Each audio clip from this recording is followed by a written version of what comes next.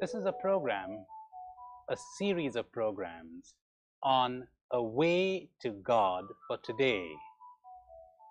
And so I will be talking to you about meditation, about prayer, and about things that are intimately connected with prayer, things like love, joy, peace, life, freedom, silence. And I've chosen to begin with silence. And I'll tell you why. Because any way to God has to be a way through silence. If you ever come to union with God, you must pass through silence. What is this silence? Let me explain it to you by means of a simple tale that we have in the East. There is this great king who goes to visit a spiritual master. And he says to the master, "I'm a busy man. Could you tell me how I could be united with God, but give it to me in one sentence?" And the master says to him, "I'll give it to you in one word." "What is that word?" says the king. And the master says, "Silence." "And how would I get silence?" says the king. "Meditation," says the master. Meditation, incidentally, in the East, the Sanskrit word dhyan, that means not thinking about, but going beyond thinking. So the master says, meditation. And the king says, "And what is meditation?" To which the master replies, "Silence." "How will I find God?" "Silence." "And how do I get silence?" "Meditation." "And what is meditation?" "Silence." Well, I imagine while I was telling this tale that you got the secret. Silence means going beyond words and thoughts. What's wrong with words and thoughts? You know what's wrong with them? They're very wonderful. But God is nothing like what we say He is, and He is nothing like what we imagine or think He is. That is what is wrong with words and thoughts. And most people will not accept this. They cling to their images of God, and that is the biggest obstacle to their getting to silence. Would you like to experience this silence that I'm talking about? Well, you'll have to do 3 things, which I'm going to recommend in this program. The first is understanding. Understanding what? Understanding that God isn't anything like the idea that you have of God. You know, in the country I come from, India, we've got plenty of roses. But let's suppose that I had never smelt a rose in my life. And I say to you, what is the smell, the fragrance of a rose? Could you describe that? Go on, describe it. You see, if you cannot describe a simple thing like the fragrance of a rose, how could anybody describe the experience of God? Whatever words He uses, they're quite inadequate. God is totally beyond that. So now you have it. That's what is wrong with the words. There is this great mystic who wrote The Cloud of Unknowing, a great Christian book. And he says, do you want to know God? There's only one way of knowing Him. You know Him through non-knowing. You have to get out of your mind and your thinking. Then you may grasp Him with the heart. And St. Thomas Aquinas, that great Christian theologian, says about God, only this can be said with certainty, that we do not know what He is. You know, that is what the Church tells us in very solemn language in the Second Lateran Council. She says any image that we have of God is more unlike Him than like Him. Now, I know what some of you are going to say to me. You're going to say, if that is true, what about Scripture? Well, Scripture doesn't give us a picture of God. doesn't give us a description of God, it gives us a direction. Because no words can give us a picture of God. Let me explain that. You know, in my country, India, let's suppose I'm walking towards Bombay. And then I come to this signpost that says Bombay. And then I say, well, what do you know? Here it is, Bombay. And I look at it and go back. And people say to me, did you get to Bombay? I say, oh, yes, I got to Bombay. What is it like? You know, it's like what is like a board, see, painted yellow. And there are words on it. One looks like a bee, one looks... Do you see that? I missed the point. Because that signpost isn't Bombay. In fact, it isn't like Bombay at all. It isn't a picture of Bombay. It's a pointer. That is what Scripture is, a pointer. In the East, we have a saying, when the wise man points to the moon, all that the fool sees is the finger. Imagine that I am pointing to the moon, and I say, moon. And you come running up and say, oh, is this the moon? And you're looking at the finger. This is the danger and the tragedy of words. Words are beautiful. Father, what a lovely word to indicate God. But the church herself teaches us that is a mystery. God is a mystery. And if you take that word, Father, too literally, you'll get into trouble, because people will be asking you, what kind of a father is this, that he allows so much suffering? See, a mystery, unknowable, unintelligible, beyond the mind. One more way of showing you the same thing, but I think you'll find it profitable. Imagine that there is a man born blind, and he says to me, what is this color green that everybody's talking about? How would you describe that to him? Impossible. And then he says, listen to his questions. He says, is it hot or is it cold? Is it long or is it short? Is it rough or is it smooth? It is none of these things. Because the poor man is asking the questions from his limited experience. But let's suppose I were to try. I'd say, you know, that color green, I'll tell you what it's like. It's like soft music. Then one day, the man recovers his sight. And I say to him, well, did you see the color green? He says, no. You know why? Because he's looking for soft music.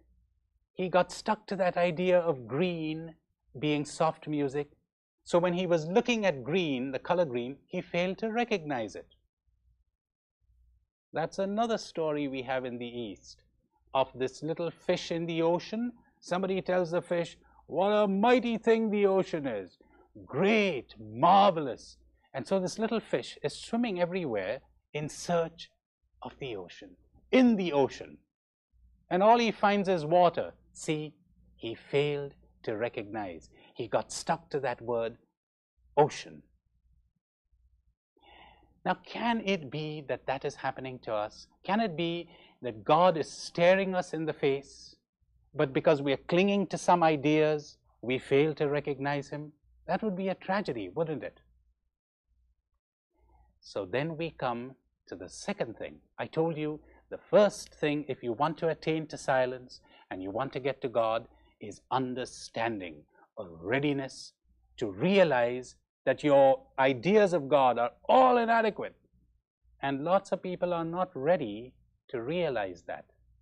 And that's the big obstacle to prayer and to meditation in their case. The second thing you need to do if you want to get silence, it is, now get ready, because some of you are going to think that this is absurd. It's almost incredible.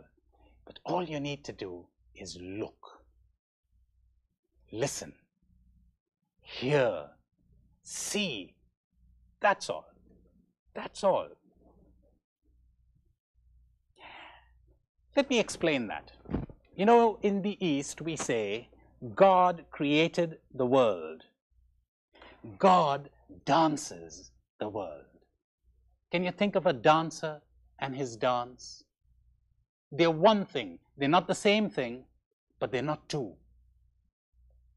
There's a great English theologian who put it in as lovely and as profound a way. He said, God is in creation the way the voice of a singer is in a song. Let's suppose I were to sing a song. Let's suppose I were to say, nearer, my God, to thee. You've got my voice, you've got the song. So intimately connected, though they're not the same thing.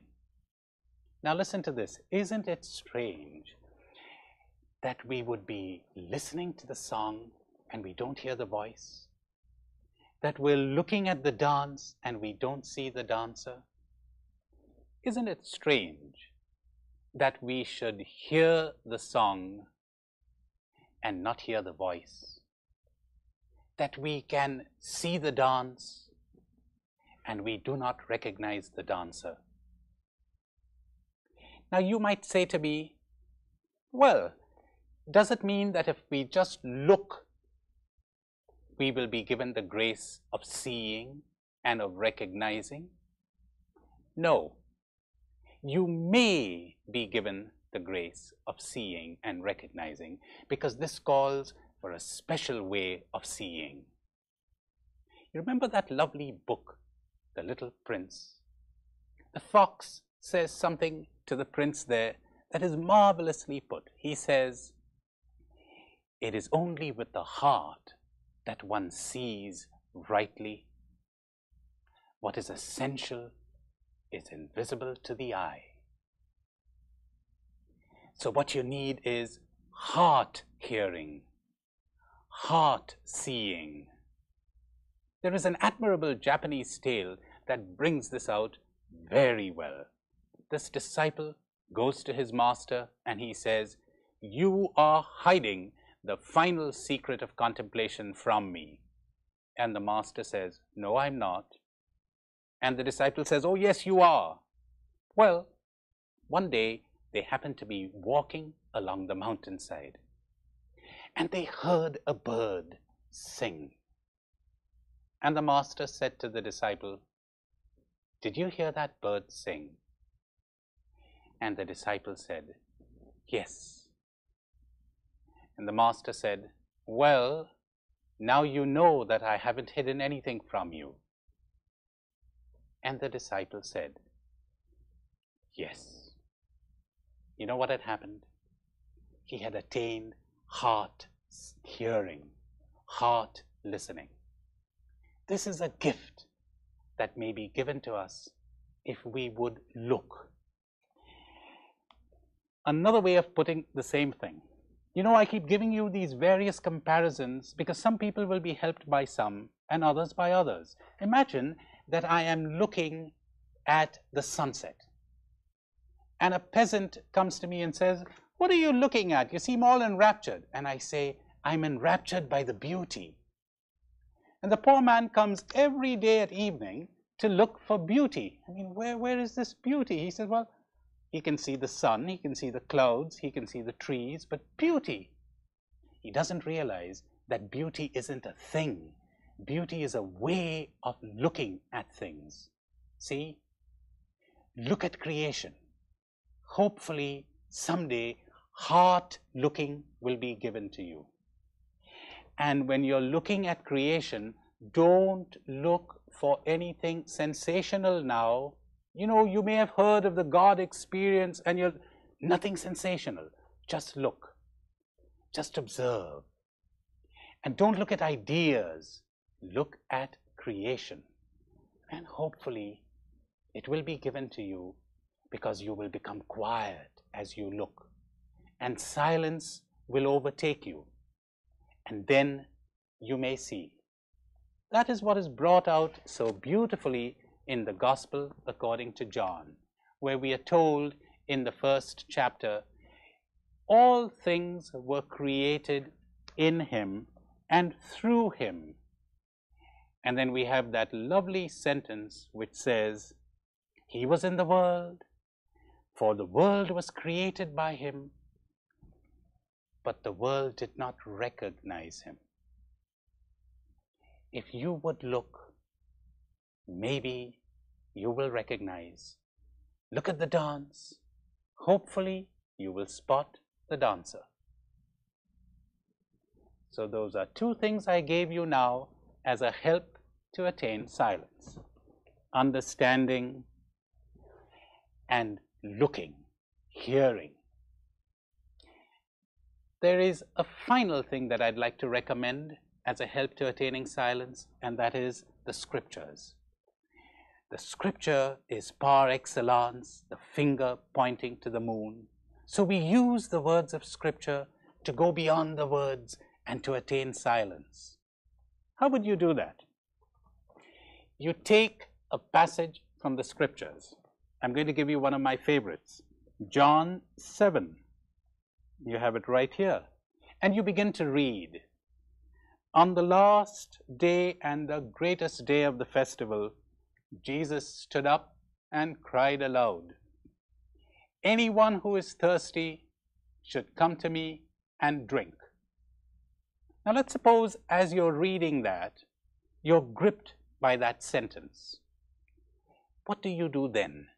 You recite that sentence in your heart and you stop the reading. Anyone who is thirsty should come to me and drink. Anyone who is thirsty should come to me and drink. Something like a mantra. You keep saying it again and again until your heart is satisfied, until your heart is saturated. You don't think explicitly on the meaning of those words now because your heart knows the meaning. And when you have come to that point of satisfaction, then you react to the words. How would you react? Well, some people may react this way. They may say, anyone, do you really mean that, Lord? Anyone, saint, sinner? Well, here I come. Give me to drink. Or someone else may react by saying, I don't believe a word of this. What is this drink that you talk about? I have come to you so often in the past, and you have given me nothing. That's all right. Here is someone who is frustrated, who is angry, and it's perfectly all right to talk to the Lord like that. Very good prayer, because you're honestly telling him what you have in your heart. Yet another person might say, I know exactly what you are talking about, Lord, because I have come to you in the past, and you have given me to drink. Well, here I come again. So that is the way you react. Now, it is perfectly possible that a time will come when you will tire of reacting in words, when there will be sentiments welling up in your heart that will be so deep and so rich that no words will be able to express them. And all that you will be able to do will be to stay there helplessly in silence, responding to those words and to the Lord who said those words beyond any words that you could use. And you keep to that silence as long as you are not distracted.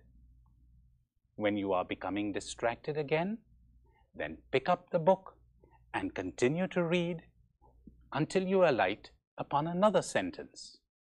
And so you see, here is a way of using the words of the scripture to go beyond the words into silence. It is read, recite, and react. And gradually the reaction will be silence. There's another way you can use the scriptures, and it is this. You get into silence first. You know, I suggested looking and listening. In future programs, I will suggest other things like being aware of your breathing, be aware of the sensations of your body. That will bring you into silence. And when you get into this deep stillness, you recall a sentence of scripture or get someone to read a sentence of scripture to you.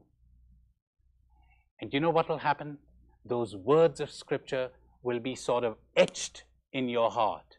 They will have such a powerful meaning for you, and they will deepen your silence because they will have a meaning which is quite beyond the mind.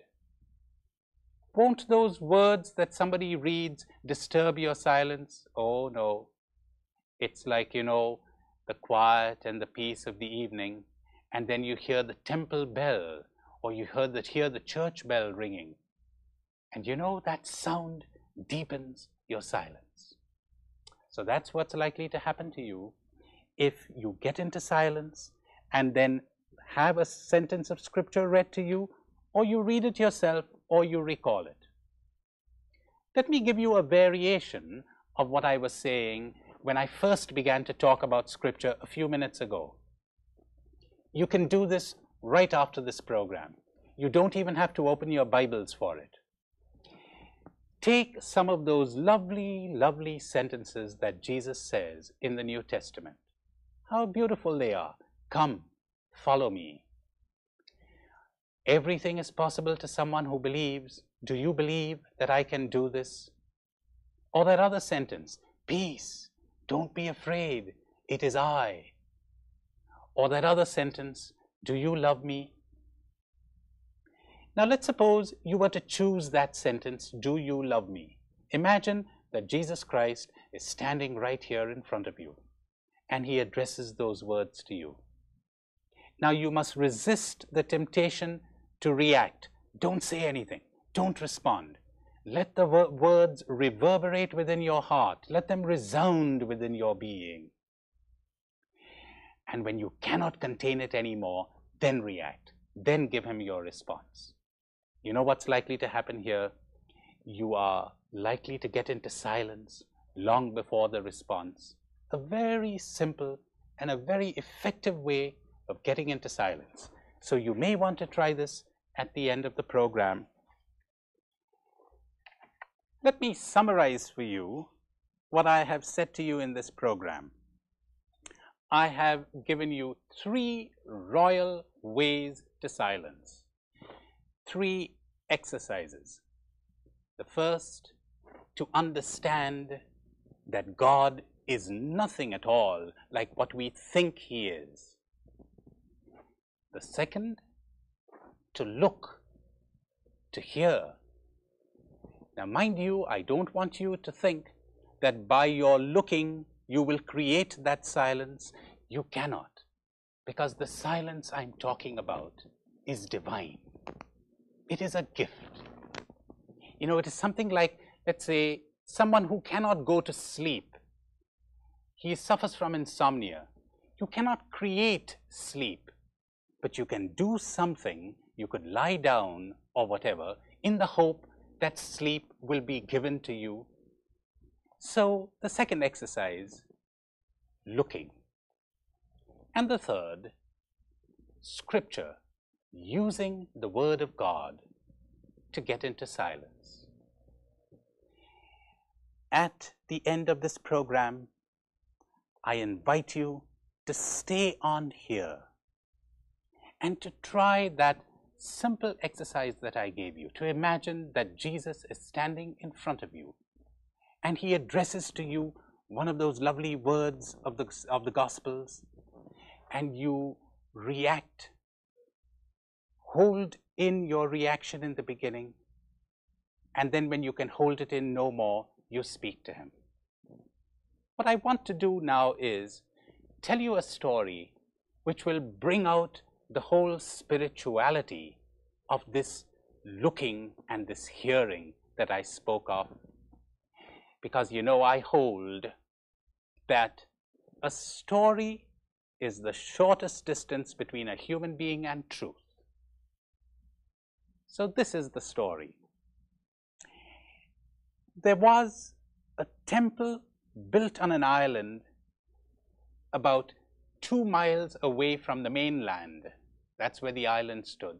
And in that temple, there were 1,000 silver bells, large bells, small bells, bells made by the best craftsmen in the world. And every time the wind blew or the storm raged, the bells would peal out. And it was said that anyone who heard those bells would be enraptured and would be taken into a deep experience of God. Well, as the centuries passed, the island sank into the sea, and with the island, the temple and the bells.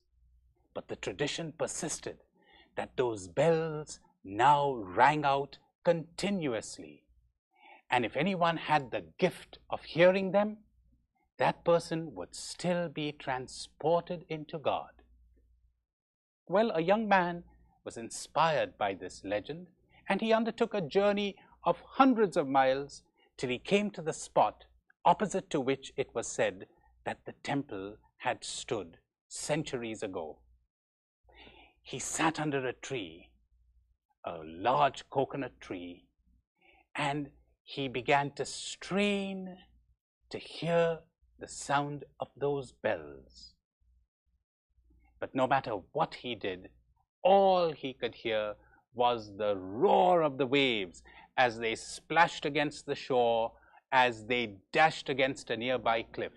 And that irritated him, because he tried his level best to push that sound out so that he would get into silence and hear the sound of those bells. Well, to no effect. He tried for a week, and for 4 weeks, and for 8 weeks, and then it became 3 months. Occasionally, when he became discouraged, he would hear the village elders at night talk about the tradition and about the people who had been given this grace, and his heart would glow within him. But he knew that a glowing heart was no substitute for hearing those bells. Well, after he had tried it out for 6 or 8 months, he decided to give it up. Maybe the legend wasn't true, or maybe the grace was not meant for him. He said goodbye to the people he was living with, and then he went to the shore to say goodbye to that favorite coconut tree of his, and the sky and the sea. And as he sat there, he began to listen to the sound of the waves. Strange. It wasn't a jarring sound. He discovered for the first time that it was a soothing sound. And it relaxed him, and he became silent. And as the silence went deeper and deeper, something happened. He heard the tinkle of a little bell, and he jumped up and thought, I must be producing this. I must be suggesting this to myself. And once again, he began to listen to the sound of the sea, and relaxed, and became silent. And the silence became deeper, and he heard it again, the tinkle of a little bell. And before he could jump up this time, it was followed by another, and another, and another, and another, and soon he was hearing the glorious symphony of 1,000 temple bells pealing out in unison, and he was transported out of himself and was given the grace of being united with God. The moral of the story is, if you want to hear the sound of the bells, listen to the sound of the sea. If you want to recognize the dancer, look at the dance. If you want to hear the voice of the singer, listen to the song. Look, listen. Hopefully, someday it will be given to you to see and to recognize in silence.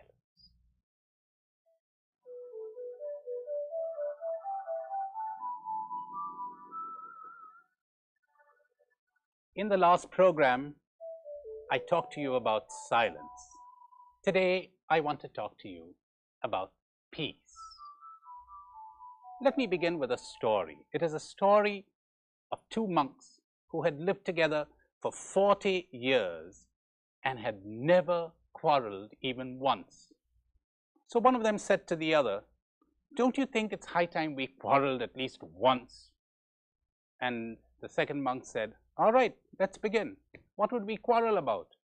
And the first monk said, how about this loaf of bread? And the second said, okay, let's quarrel about the loaf of bread. How do we do it? The first monk says, well, this bread is mine, belongs to me. And the poor second monk looked at him helplessly and he said, okay, take it.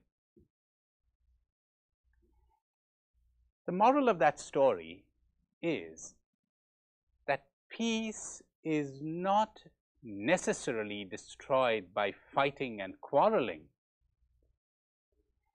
Do you know what destroys peace? Me. This belongs to me, and I'm not going to share it with anyone. When someone takes on that attitude, a fear and a selfishness builds up within his heart, and the heart becomes hardened, and that is the great enemy of peace. The selfish, hardened heart. Imagine a nation where a group of people owns a great deal of land or money or whatever, and they say, we're not going to share this with the needy or with anyone. Imagine that in the United Nations, every nation took this attitude. We're only interested in our own good, and we couldn't care less for others.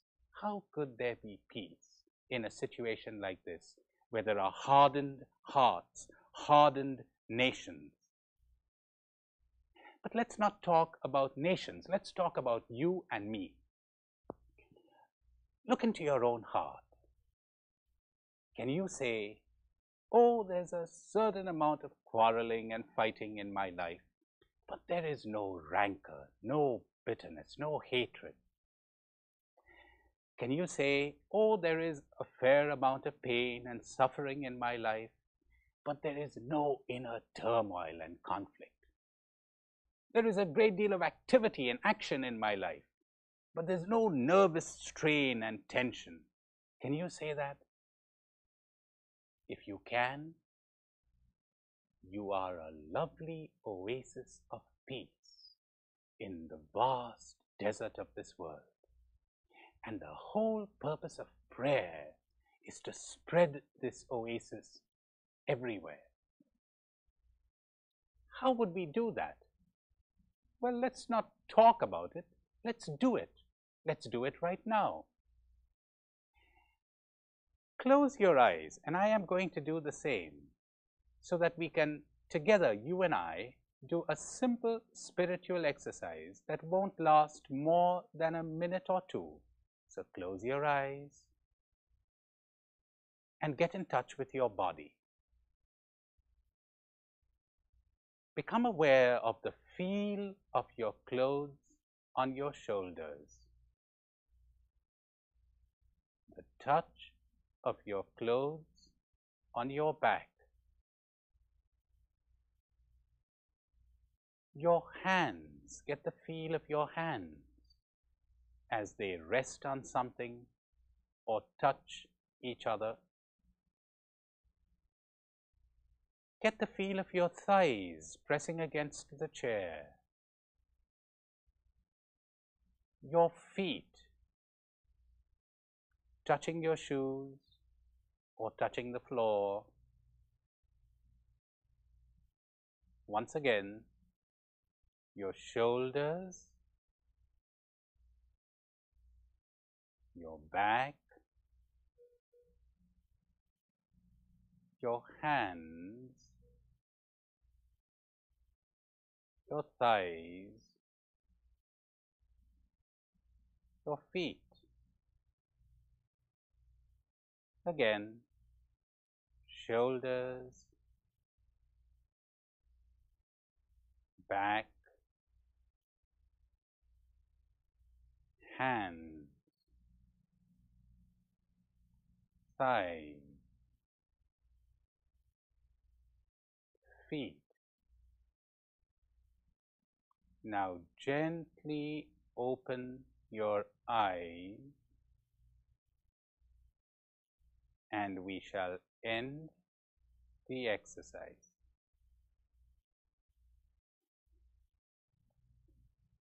Now, I really wish I could be out there with you and get your reactions.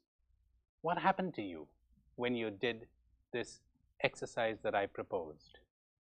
Did you feel relaxed? Did you feel tense? Most people feel relaxed.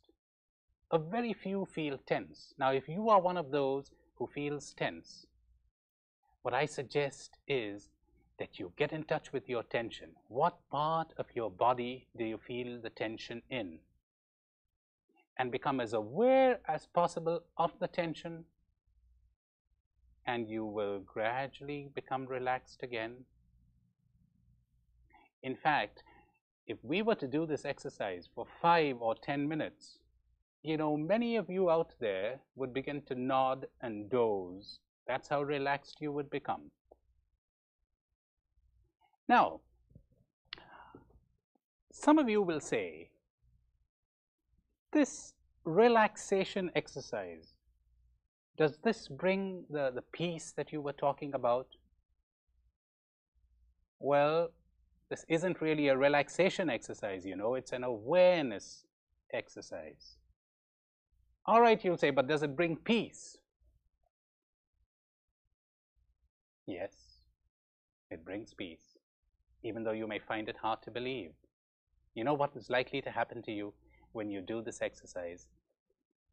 You're likely to come into yourself, and you're likely to feel all kinds of things, experience things, see things that would surprise you very greatly. There's a lovely Indian story about God. He was tired of people. They were always pestering him and asking him for things. So he said, I want to get away for a while and hide. So he collected all of his counselors and he said, now, where could I hide? What would be the best place for me to hide? And some of them said, hide on the top of the highest mountain on earth. And others said, oh no, hide in the depths of the ocean. They'll never find you there. And others said, the best place to hide would be on the far side of the moon. How would they ever find you there? And then God turned to his most trusted angel. And he said, where would you advise me to hide? And the angel smiled and said, hide in the human heart. That's the one place they will never think of searching for you in. Fanciful tale, isn't it? But it contains a deep truth. This simple exercise that I have proposed? It brings you to your heart.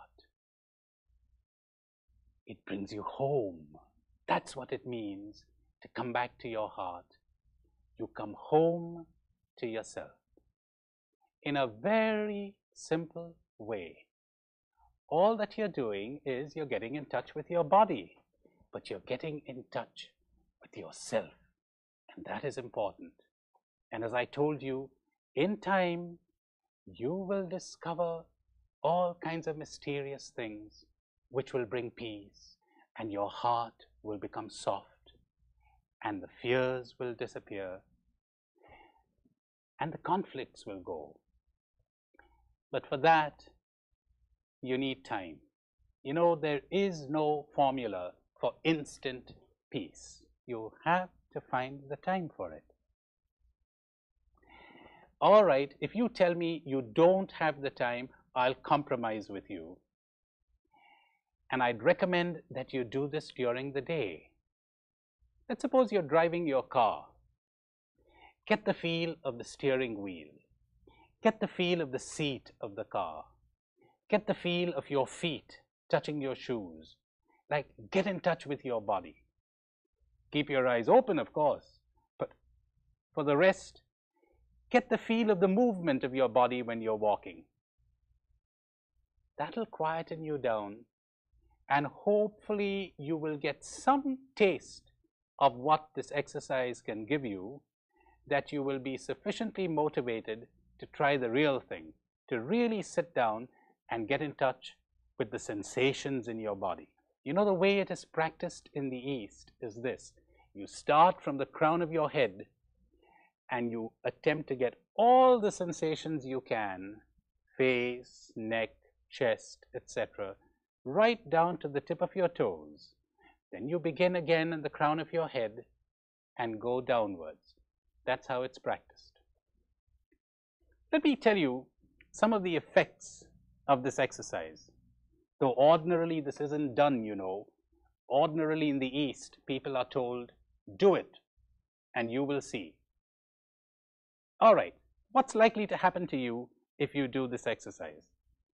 The first thing is you're going to become present. You're going to get into the present. And that is an extraordinary thing, you know, to really come to the present. Are you one of those people who cannot remember where they've placed things? Are you one of those people who's always tense and strained and harried? Are you one of those people who cannot concentrate, who cannot remember? Well, you need practice in getting into the present, just what I'm talking about. You know, there was a great guru who was talking to a group of business executives, and he said to them, just as the fish perishes, it suffocates and perishes on dry land, so you will perish if you get entangled in worldly affairs. The fish must get back to the water if it wishes to live. You must get back to your heart. So these poor business executives said, you mean we've got to give up our business and get back to the monastery? He said, oh, no, no. I didn't say get back to the monastery. Hold on to your business and get back to your heart. You see, getting back to the heart does not mean getting into some kind of mystical, mysterious faculty. No, no, no. It means come home to yourself. It means get into the present, and you will live. There's another thing that this exercise will give you, and that is it will help you to slow down. You know, speed is a very wonderful thing. I have nothing against it at all. It's a great thing, speed. But when speed becomes hurry, that's a poison. The Japanese have a very interesting saying. They say, the day you stop traveling, you will arrive. The way I put it would be, the day you stop rushing, you will arrive. You know, that reminds me of a father who was shepherding his children through a museum, and he's saying to them, come on, hurry up, because if you stop to look at everything, you'll see nothing. See, that's a parable of life. That's what all of us are doing. We're the whole time trying to save time, and we're missing out on life. You know, it's something like Jesus saying, you gained the world, but you lost your soul. I'm reminded of a fellow who was driving once with his wife, and he was, you know, he was crazy about speed. And then his wife looks at the map and she says, darling, we're on the wrong road. He says, never mind, we're making great time. So there it is, a parable of modern life. This is possibly what so many of us are doing. And you know what this exercise will do for you? It will slow you down. But you could do something else. You could slow down as a means to getting into this exercise better. How would you do that? Look, how long does it take you to get to work? 20 minutes? Make it 21. Now, some of you are going to think I'm crazy. Make it 21. How long does it take you to have breakfast? 10 minutes? Make it 11. Like, give yourself a pat in the back for every few seconds that you would add onto everything you're doing. Try it out for only a week. Then you won't have to believe me any longer. Slow down. You will come into the present. The third thing this is going to do for you, this exercise, and it is this. Let's put it this way. You know, there was an Indian businessman who told me he was very afraid to get into meditation. He was very reluctant to get into meditation because he said, you know, my business will suffer. Incidentally, these exercises that I'm giving you are for busy people, for active people, for energetic people. I'm not inculcating any mystical withdrawal, far from it. All right, so this businessman said to me, I was so afraid to get into meditation. Now, when he practiced these exercises that I am recommending to you, well, his business was doing twice as well as before. Do you know why? Because he was more integrated. He was more centered. And he was doing one thing at a time. That's one of the great blessings of prayer, contemplation, mysticism. You begin to do one thing at a time and you're totally there. So it's easy to see why his business prospered, why he was so much more effective and efficient. Now, before I go on, there's an objection that I'm pretty sure some of you are going to have. You're going to say, are these spiritual exercises? Is this meditation? That's right, spiritual exercise. You know, there are millions of people in the East who only do this and nothing else, and they attain heights of spirituality. That's the teaching of Christianity, isn't it? That God and spirituality is to be found in life, not by withdrawing from life. Remember in the previous program, I spoke to you about silence, and I told you God is found in life. The same thing here. Is it prayer, you will say? Well, it all depends on how you define prayer. If by prayer you mean talking to God, no. It isn't prayer because you're not talking to God while you're aware of sensations in your body, while you're aware of the movement of your body when you walk. But if by prayer you mean union with God, yes, sir, it is prayer. So you will find prayer and meditation in that simple exercise that I gave you of being aware of the sensations of your body. There are many other benefits that that exercise will give you. Spiritual benefits like acceptance, like a sense of perspective. But you find that out for yourself. What I'm going to do is propose, for those of you who would not have the patience or the perseverance to go on with that exercise, 2 simple spiritual exercises. The first is called, I call acceptance, and the second, perspective. How does one do these exercises? Let's begin with the exercise on acceptance. You remember that prayer, Lord, give me the grace to change whatever can be changed, to accept what cannot be changed, and the wisdom to know the difference. There are so many things in our life that we cannot change. We're powerless. And if we learn to say yes to these things, we will find peace, because peace is found in yes. You cannot change the ticking of the clock. You cannot change the death of a loved one. You cannot change the weather. You cannot change so many of your body's limitations and disabilities. Now make an exercise of all of this. The things you cannot change. Stand before each one of them and say yes.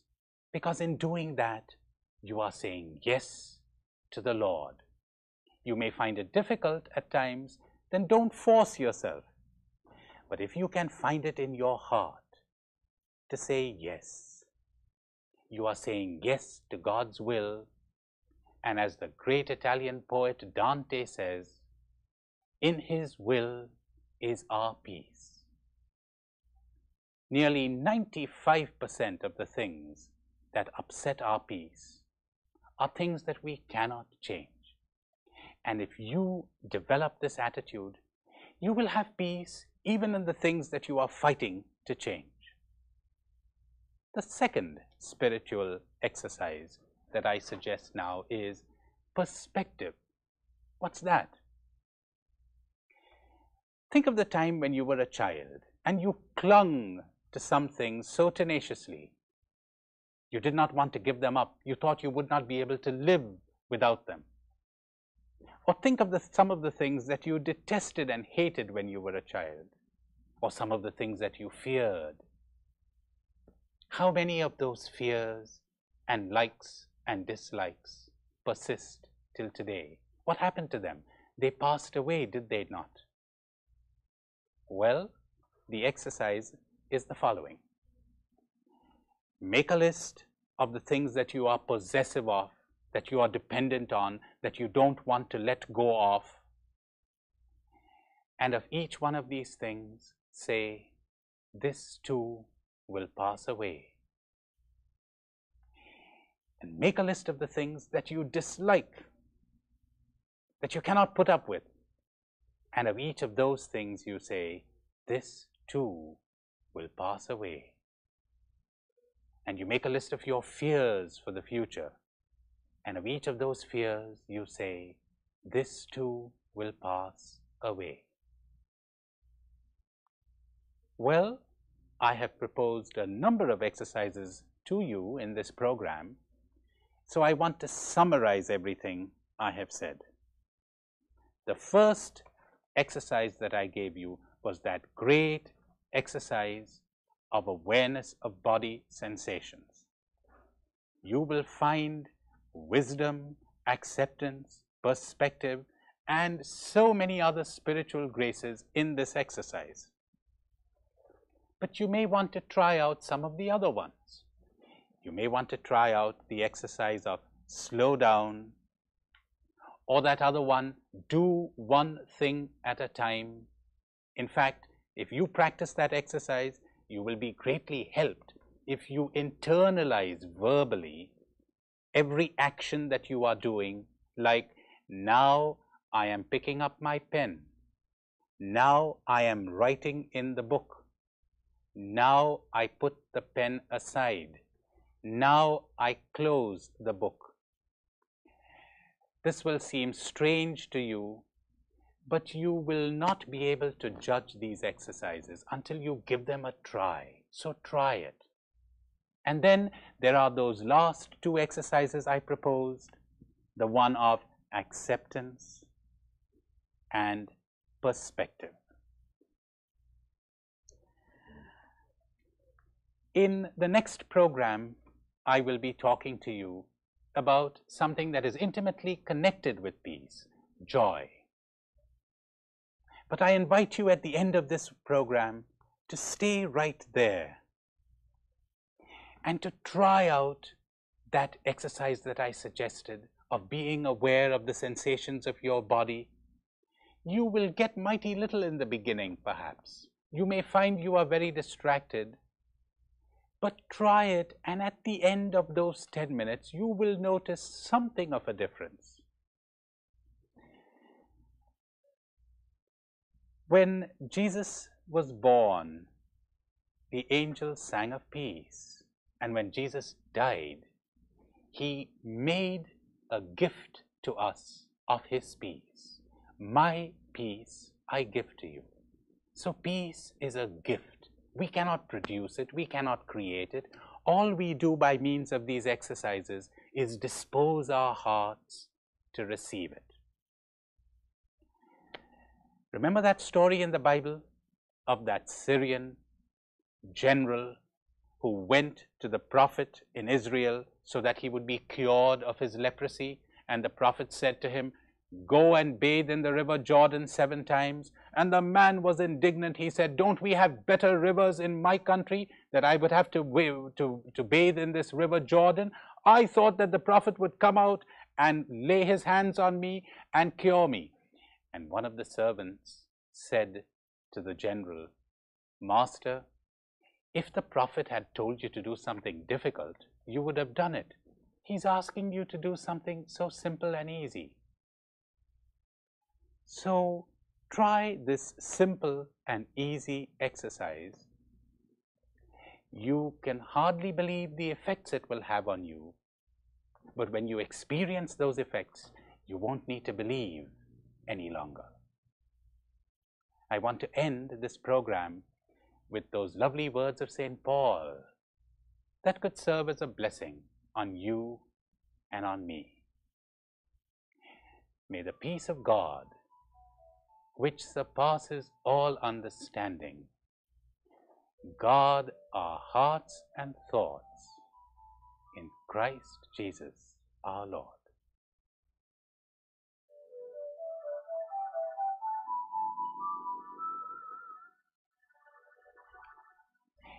In the last program, I spoke to you on the topic of peace.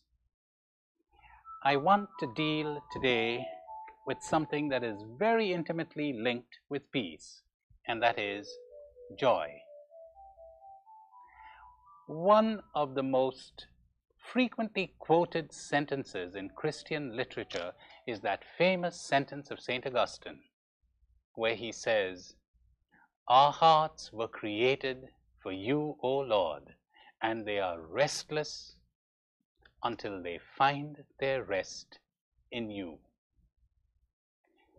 Every time I hear that sentence of St. Augustine, I am reminded of another sentence made famous by one of our great religious mystical poets in India, a man called Kabir.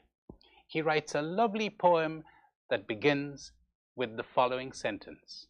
He says, I laughed when they told me that the fish in the water is thirsty. Take a little while to get that image. The fish in the water, thirsty. How could that be? We human beings surrounded by God and restless. Take a look at creation all around you, everywhere.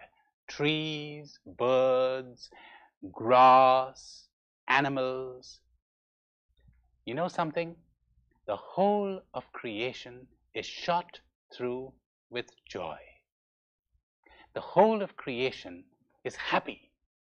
Oh, I know there is suffering, there is pain, there is growth and decline and aging and death. You find that in the whole of creation, but no restlessness, no unhappiness, if you really understand what happiness means.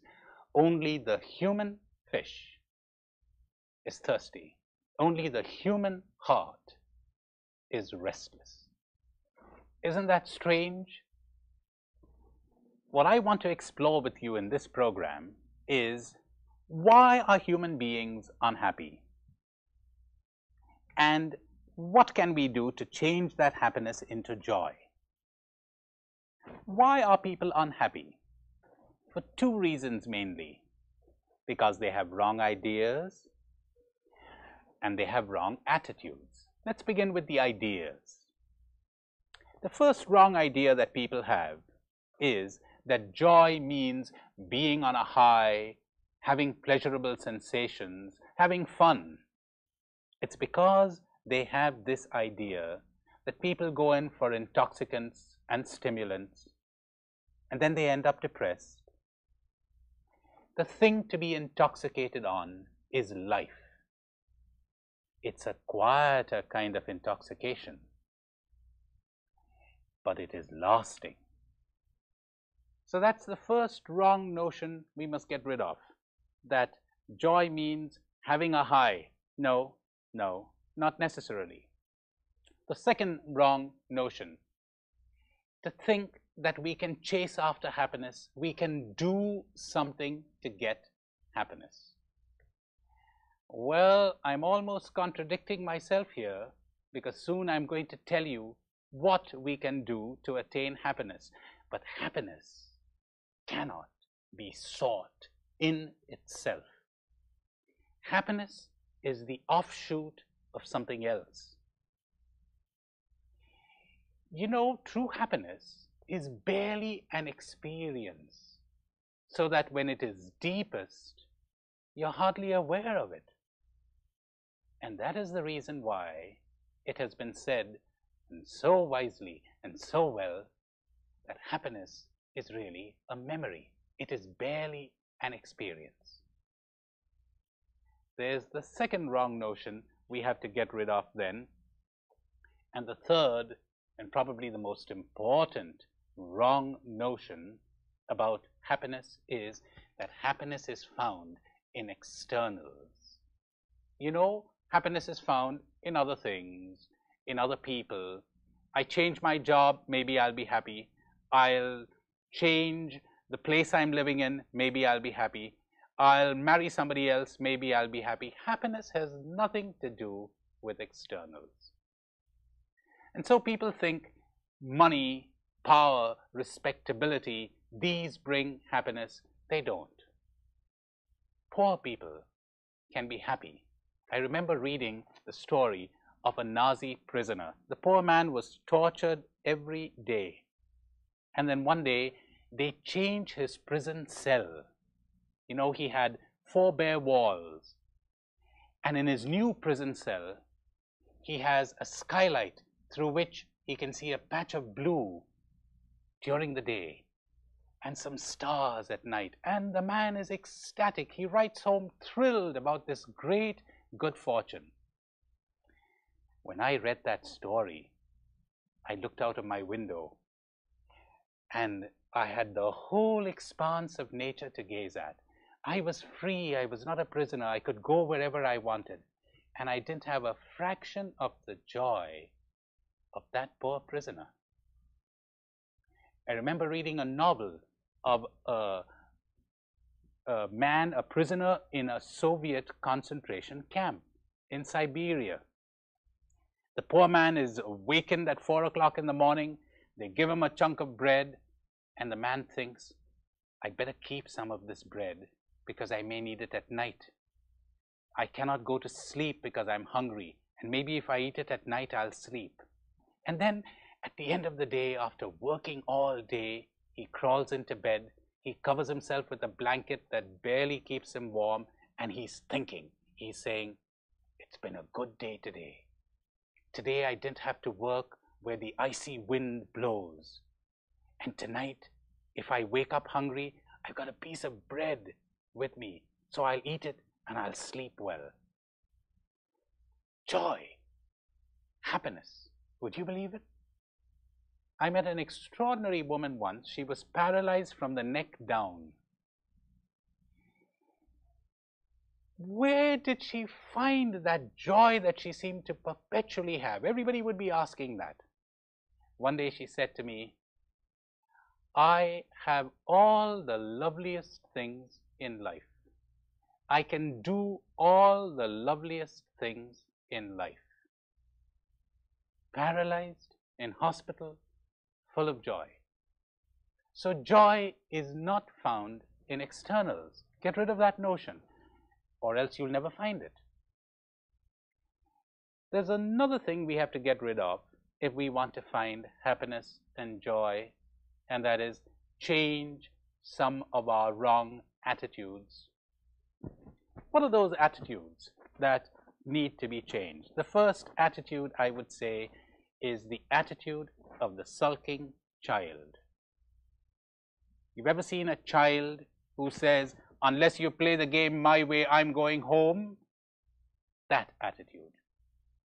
Examine yourself as I'm talking right now. Think of something that's making you unhappy and see if you can detect this sentence that you're saying almost unconsciously to yourself. You're saying, unless I get this or that or the other, I refuse to be happy. Unless this or that or the other is given to me or happens, I refuse to be happy. Lots of people are not happy because they're putting conditions to their happiness. So find out if that exists in your heart and drop it.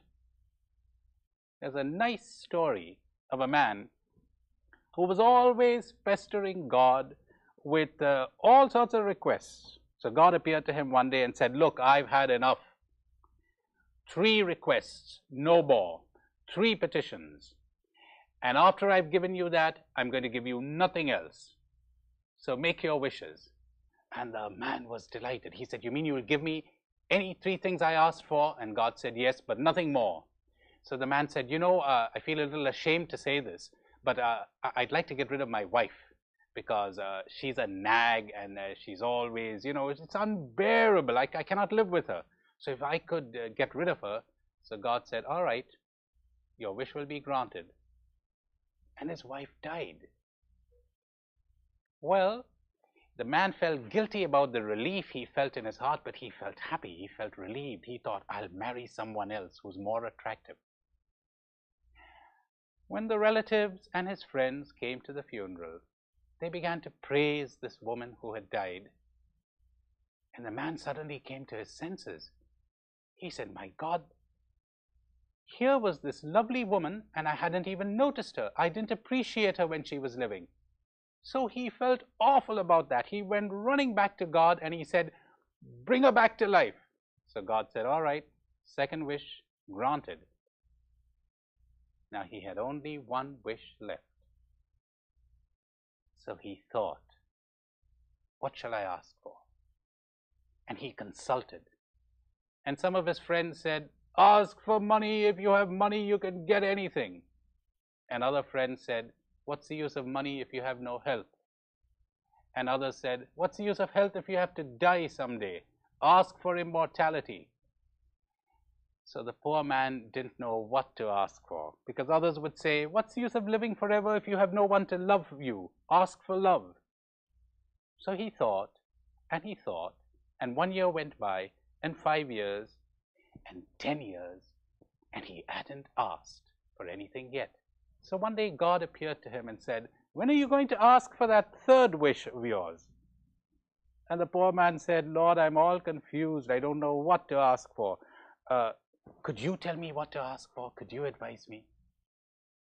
And the Lord laughed when he heard that. He said, all right, I'll tell you what to ask for. Ask to be happy no matter what you get. There is the secret. So that's the first attitude to get rid of, the sulking child. The second attitude, the clinging child.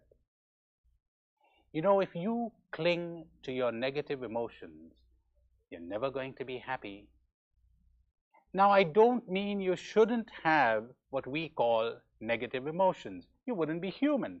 You would not be human if you didn't occasionally feel depressed, and if you didn't sometimes feel anxious, and if you didn't grieve at some loss. You wouldn't be human. That's all right.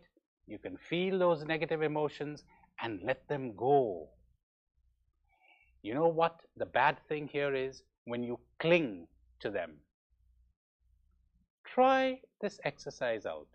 It's going to be a little difficult, but very rewarding.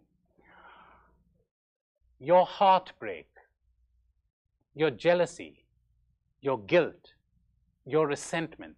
Ask yourself, what would happen if I let them go?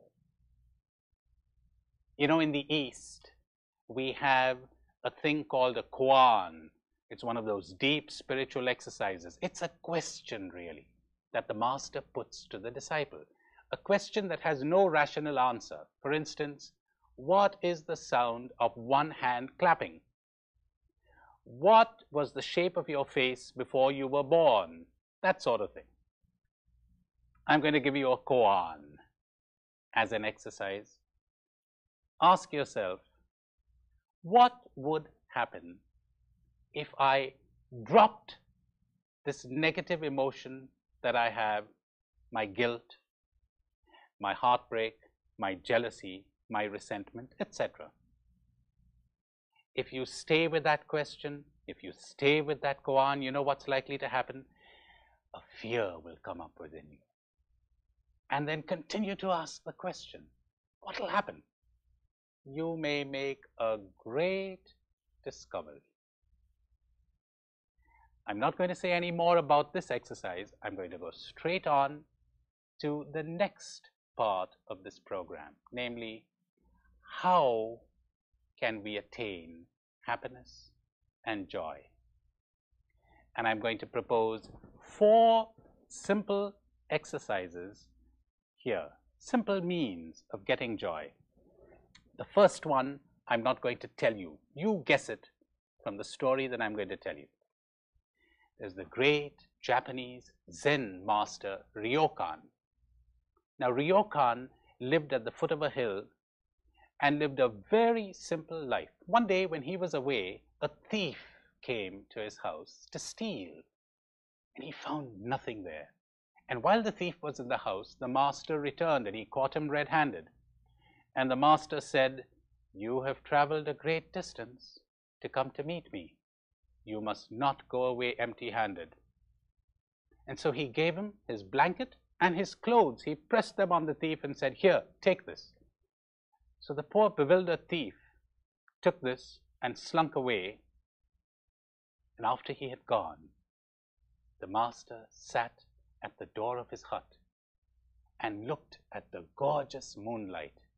And he thought, poor fellow, I wish I could have given him this gorgeous moon. What kind of an exercise is this story recommending? I'll keep you guessing for a while, and I'll tell you later. You know, this exercise and the previous one, the koan, are excellent for long-term results. You want short-term results. You want to experience joy immediately. You want to experience happiness at once. Try the following 3 other exercises that I am going to propose. The first, try saying how lucky I am, how grateful I am. Because you know something?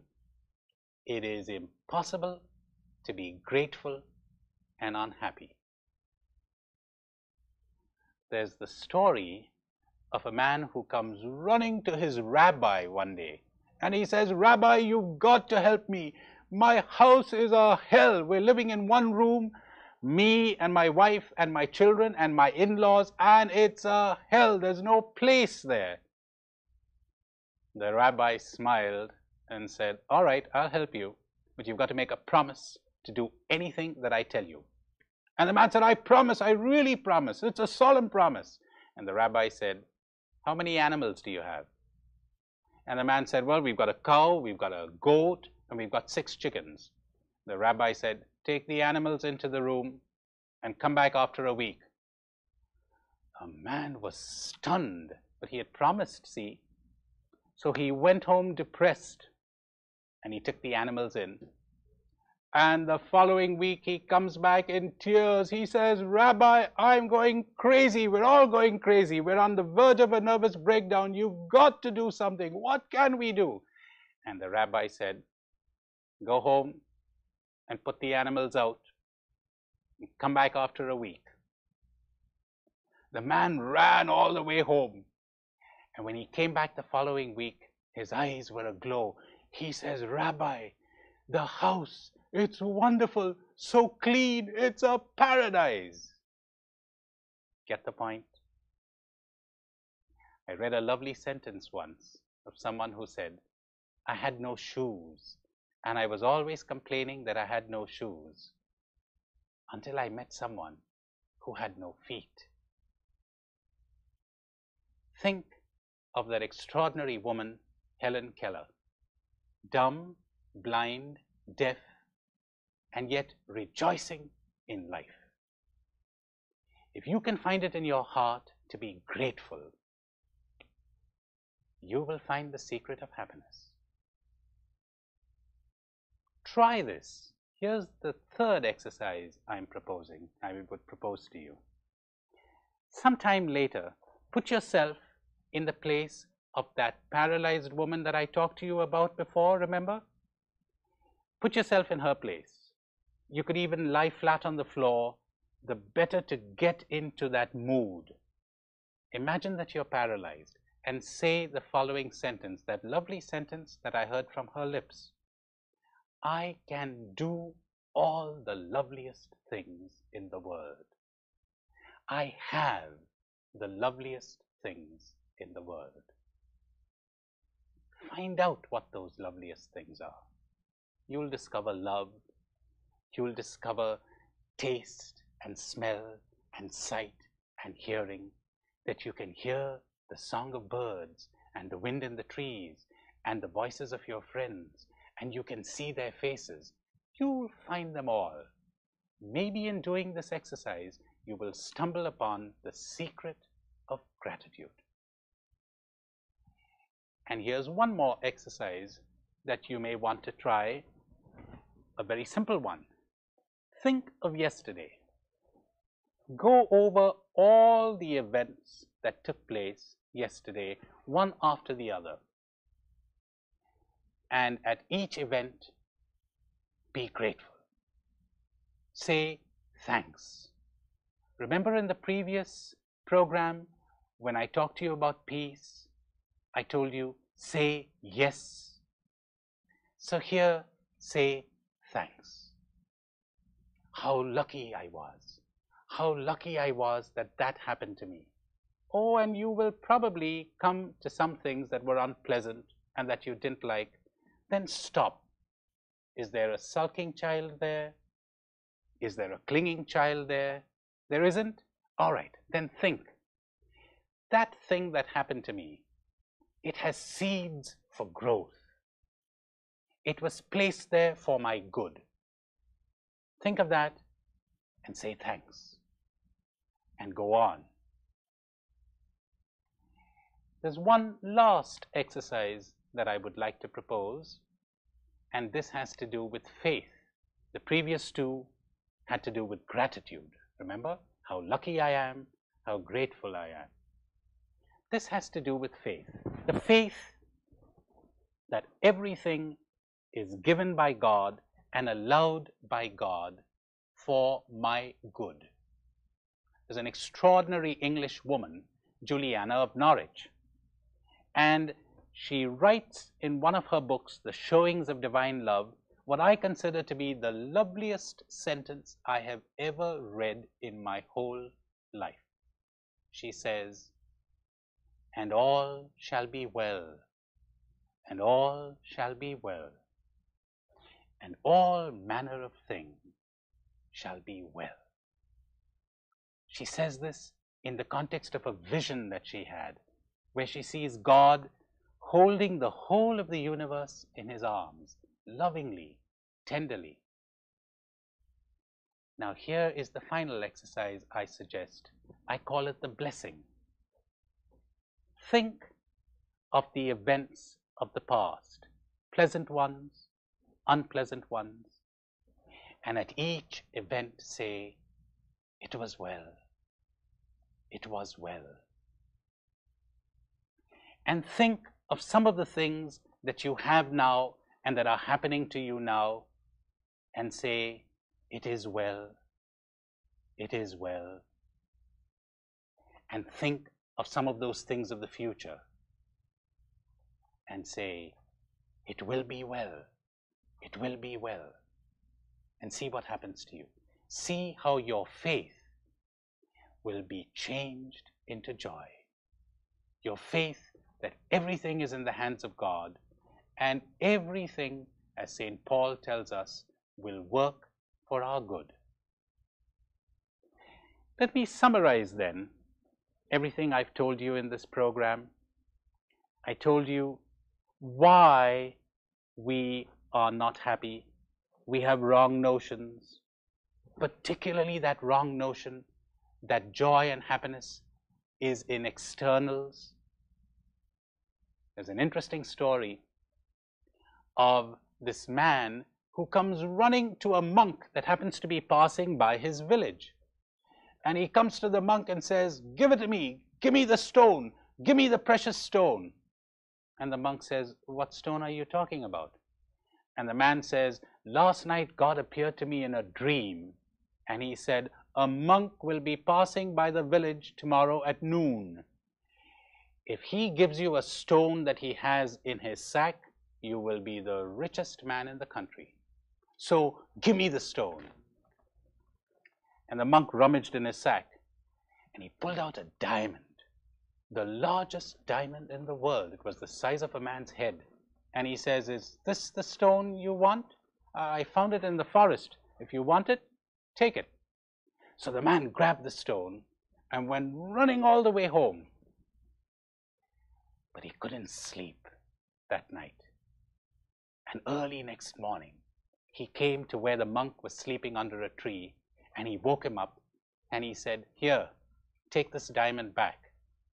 Give me the inner riches that makes it possible for you to give this stone away." That is what we have to discover if we want to find joy. And I've given you 5 exercises as a help to attain that. The koan, remember? Ask yourself that question.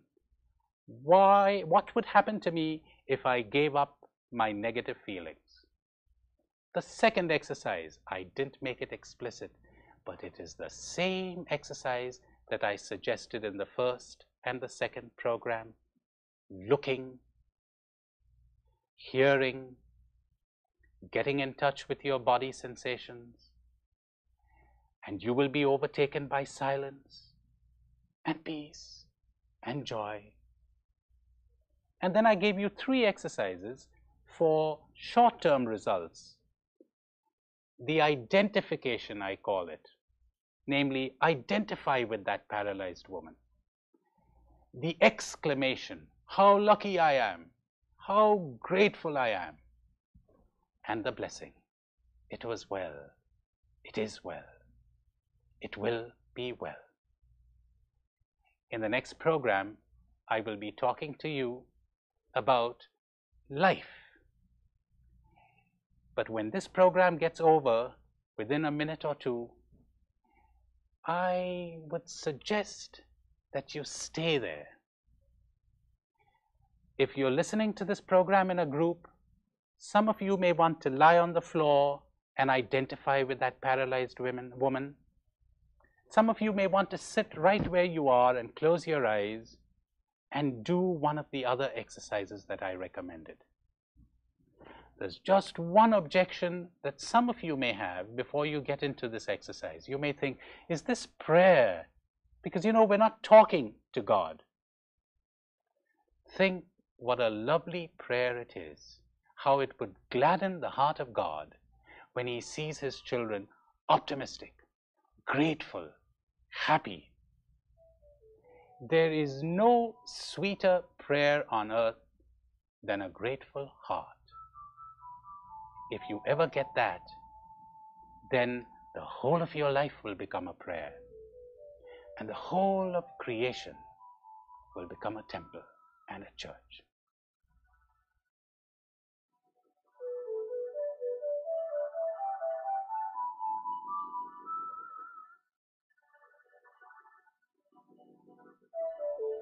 In the last program, I talked to you about joy. Today, I want to talk to you about life.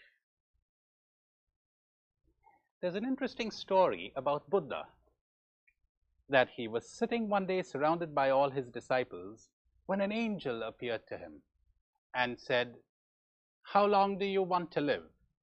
Ask for 1,000,000 years and they will be given to you." And Buddha said unhesitatingly, 80 years. When the angel disappeared, his disappointed disciples complained to Buddha. They said, "Master, why didn't you ask to live for 1,000,000 years? Think of the good you would have done to hundreds of generations." And the old man replied with a smile, if I live to be 1,000,000 years, people will be more interested in prolonging their lives than in seeking for wisdom. You know what he meant? They would be more interested in surviving than in improving the quality of their lives. And how true that is. How few people spend any of their time and their energy in improving the quality of their existence.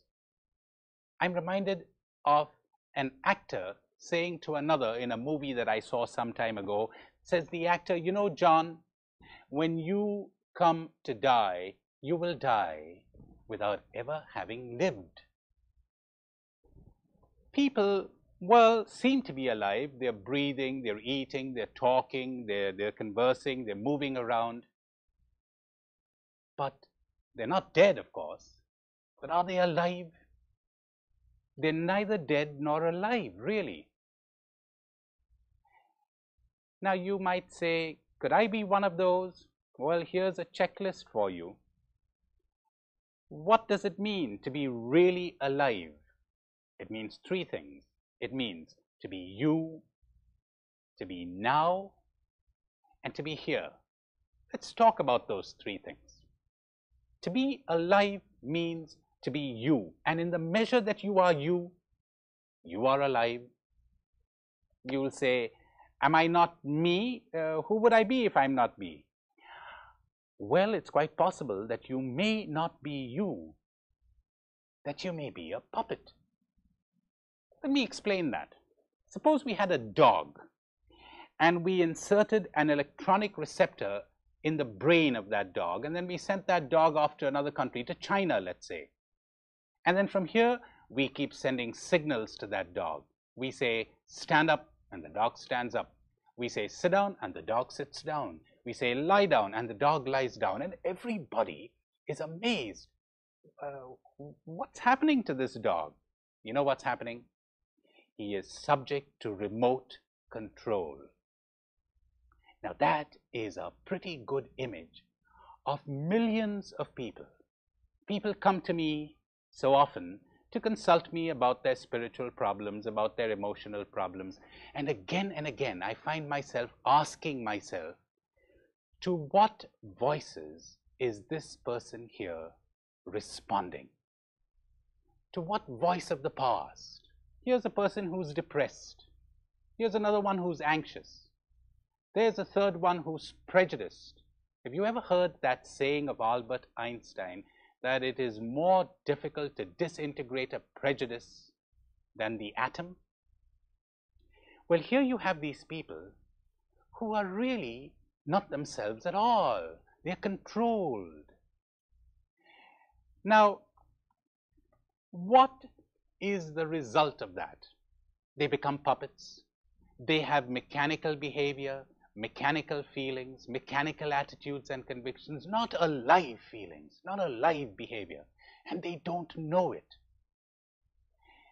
Because as I told you, they're responding to voices, the voices of people from the past, the voices of past experiences. They've had some experiences that affect them and control them, so they are not free and not alive.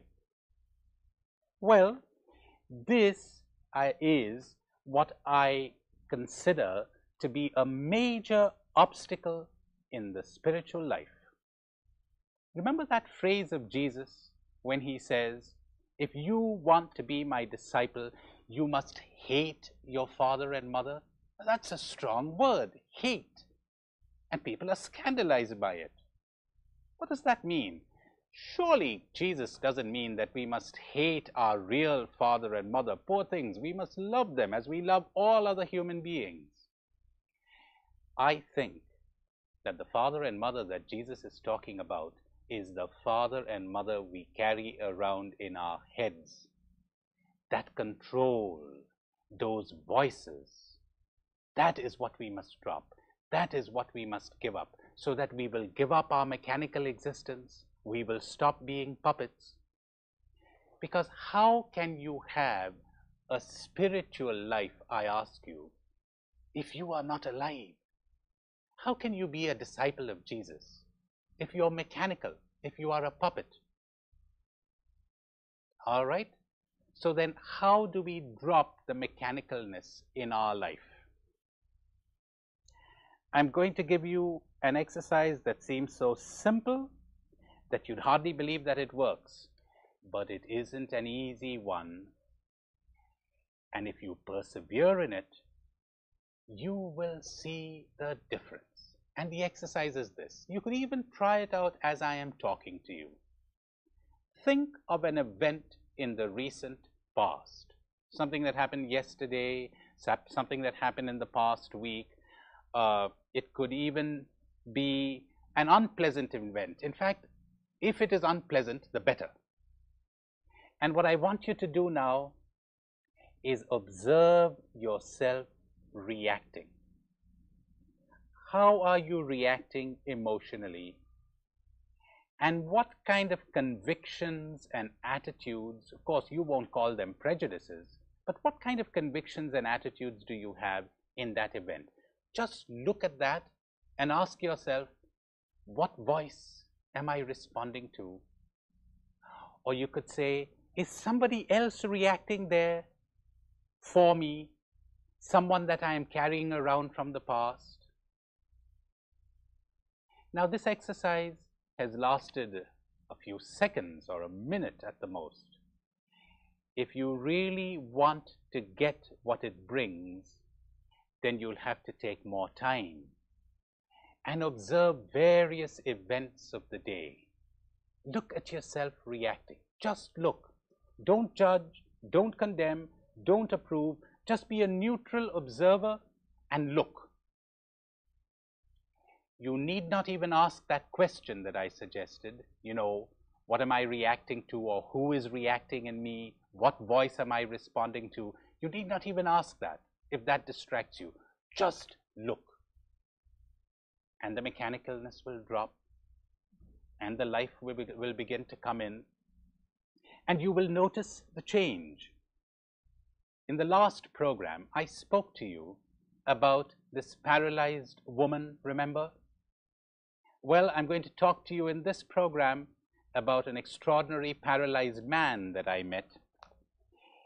He said to me, Father, I really began to live after I became paralyzed, because for the first time in my life, I had the time to look at myself and to see my life and to see how I was reacting and to see how I was thinking. And as a result, life has become so much deeper and richer and much more appealing than it has ever been before. Isn't that interesting? That a paralyzed man would find life, and so many people who would be moving around freely would not find it because they would be paralyzed inside. That is the great block. No time. That's what they tell me everywhere. We have no time. Where are we going to find the time for this? Well, what are you spending your time on? On maintaining this mechanical existence of yours? It reminds me of that mugger who says to a man, your money or your life. And the man says, well, you better take my life because I need my money for my old age. Now, if you find that funny, think of this.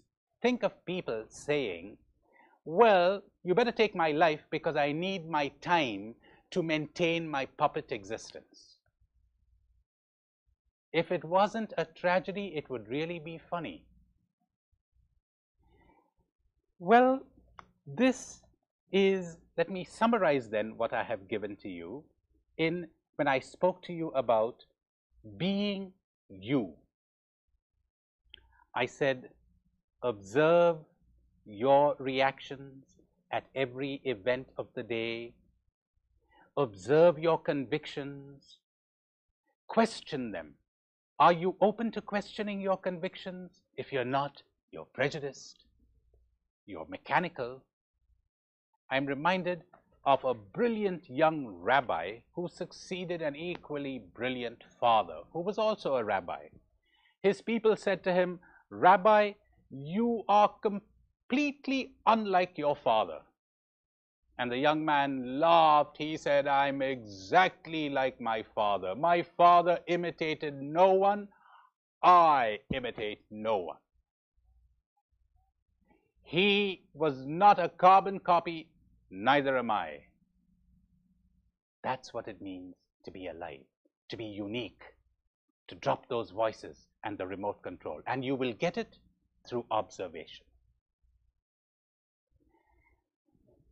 There is a second thing that you need to be alive, and that is to be now. What does that mean? That means to understand, first of all, something that very few people understand, namely that the past is unreal, that the future is unreal, and to live in the past and to live in the future is to be dead. Oh, I know there are wonderful things in the past, and we can learn lessons from the past, and the past has influenced and shaped us, etc. Fine, but it's not real. And we must plan for the future, and that's excellent. In fact, if you hadn't planned for the future, in all likelihood, you wouldn't be listening to me now. That's fine, but the future isn't real. It is a notion in our heads. And as long as you live in the past and in the future, you're not now. You're not here. Let me explain that by means of a comparison. Suppose there's a family that's going on a trip to Switzerland for a 3-day vacation, and they spend months on end planning that vacation. And the moment they get there, they're spending most of their time planning their trip back. And you know, when they are there, instead of taking in all of that gorgeous scenery, instead of soaking in the atmosphere, they're busy taking pictures, which they will show to their friends when they get back. Pictures of places where they never were. Well, they were there physically, but they weren't really there. They were somewhere else. Unreal vacation, unreal lives. You know, we live in a future culture, the culture of tomorrow. Tomorrow I'll be happy. Tomorrow I'll live. Like, as soon as I get through high school, I will live. As soon as I get through college, I'll live. Then when you've got to college, you say, well, when I get married, I'll live. And then after you're married, you say, well, when the children grow up, I'll live. And by the time the children have grown up, you don't know what it means to live. And in all likelihood, you will die without having ever lived. You ready for a shock? Listen. Examine your own life. Watch all your thinking and think how often you are in the past and the future. How many minutes of your day are spent in the past or in the future?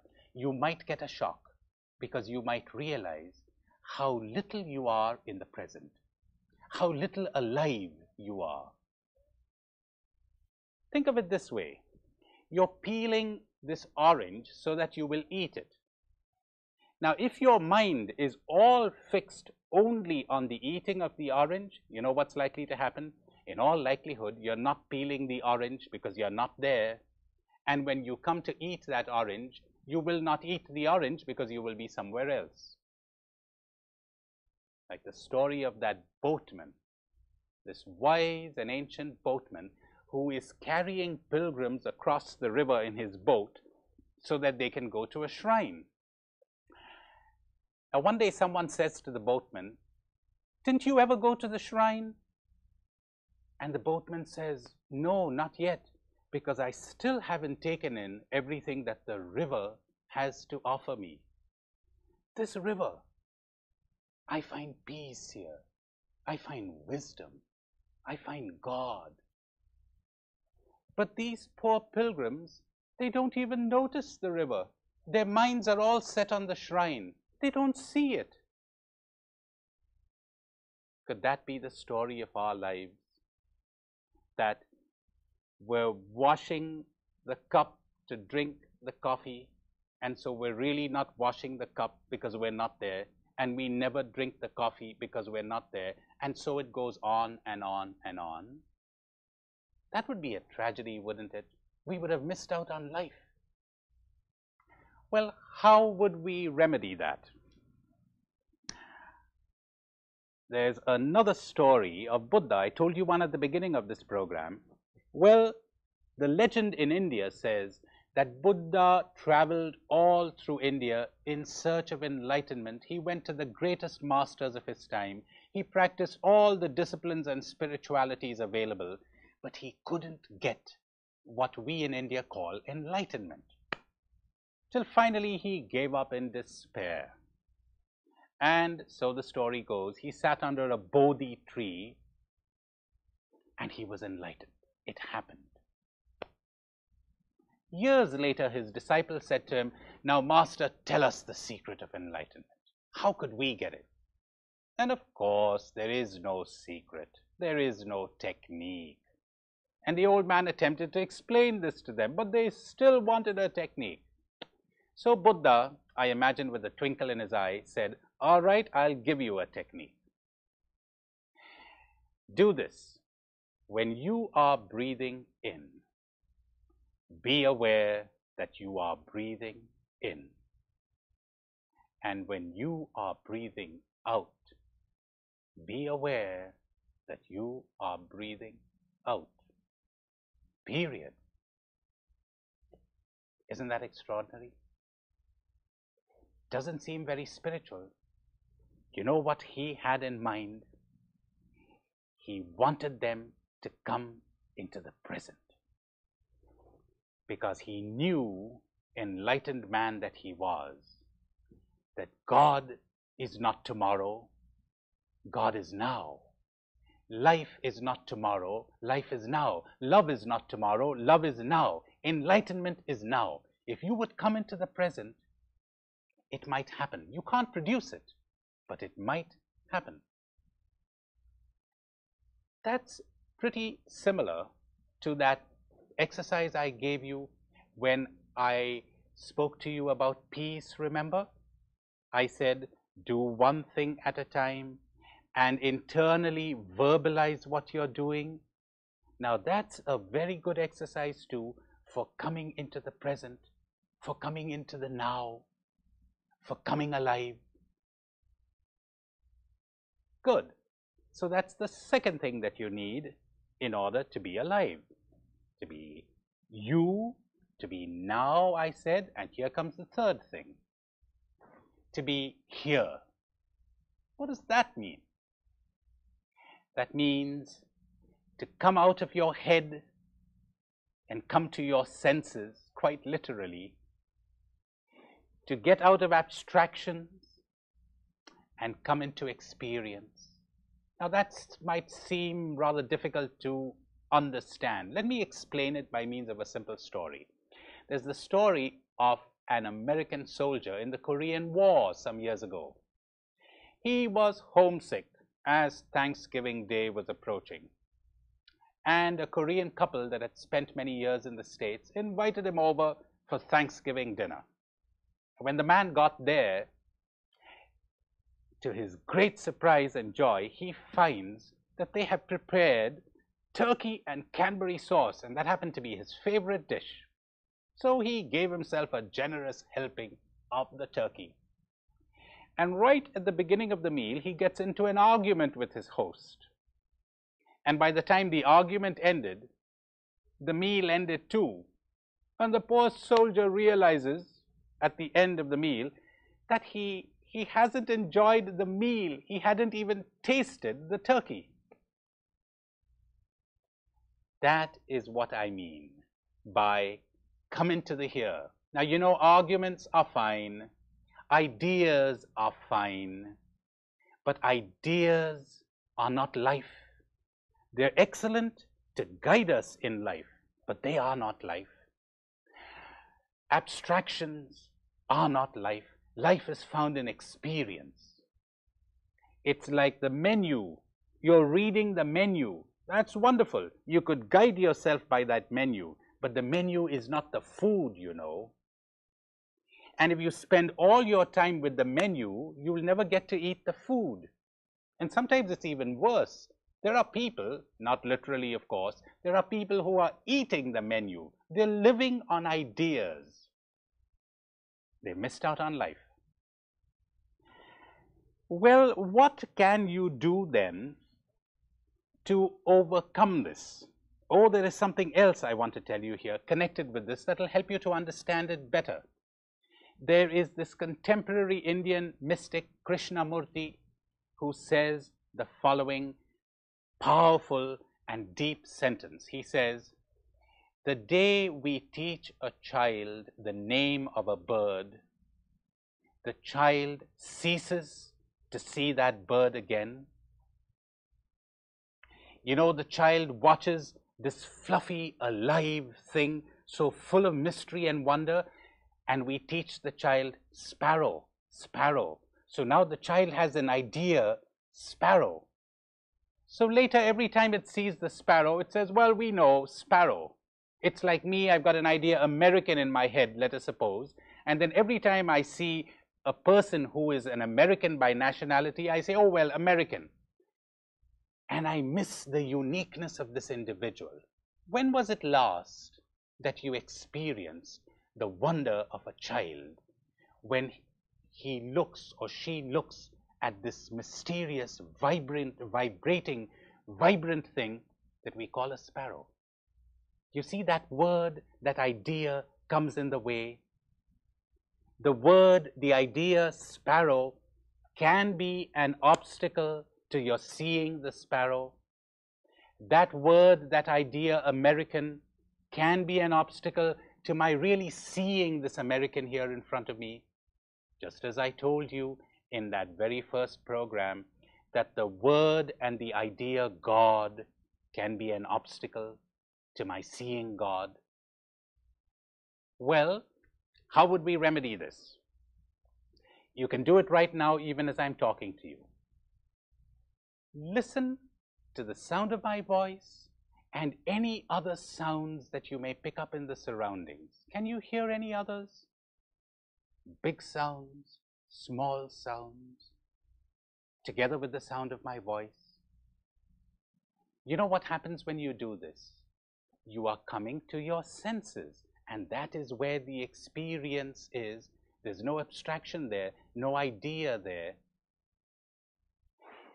And later, get to the senses precisely in this way. Look at what you are looking, hear what you are hearing, touch what you are touching. There's this famous guru who gets enlightenment. So the story says, and his disciples say to him, "Master, what did you get as a result of enlightenment? What did enlightenment give you?" And the man says, "Well, I'll tell you what it gave me. When I eat, I eat. When I look, I look. When I hear, I hear. That's what it gave me." But his bewildered disciple said, but everybody does that. And the master laughed and he said, well, if everybody does that, then everybody is enlightened.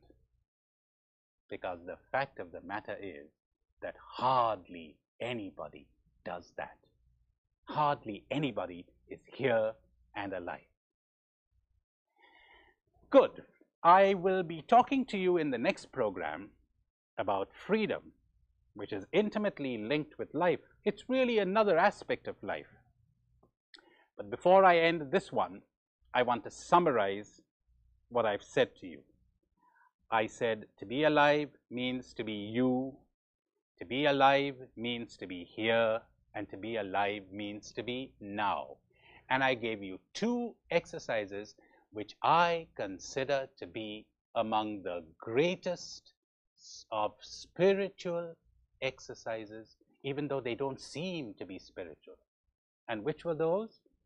A, observe yourself in the measure that you observe yourself non-judgmentally, like a neutral observer, in the measure that you do this, you will get rid of your mechanicalness and your puppet existence, and you will be able to be a disciple of Jesus Christ.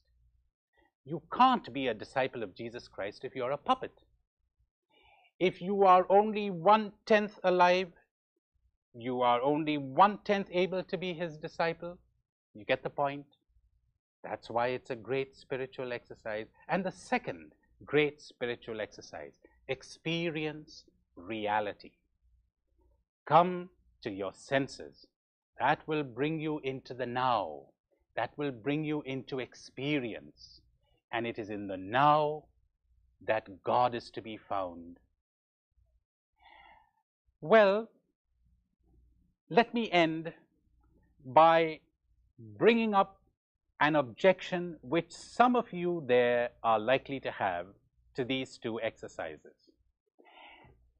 You will say, is this prayer really? Because prayer is talking to God, isn't it? That's right.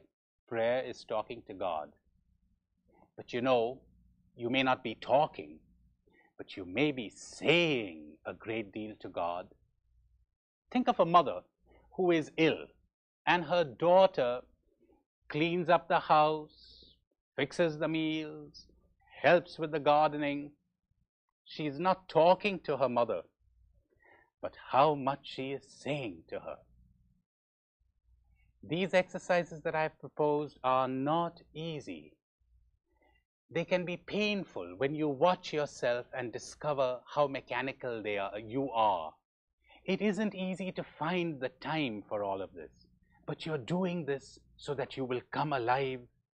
How much you are saying to God, because God is found in life, isn't he? The great German theologian Bonhoeffer put it powerfully when he said, Jesus Christ calls us not to a new religion, but to life. Well, get into life, and you will be answering the call of Jesus Christ.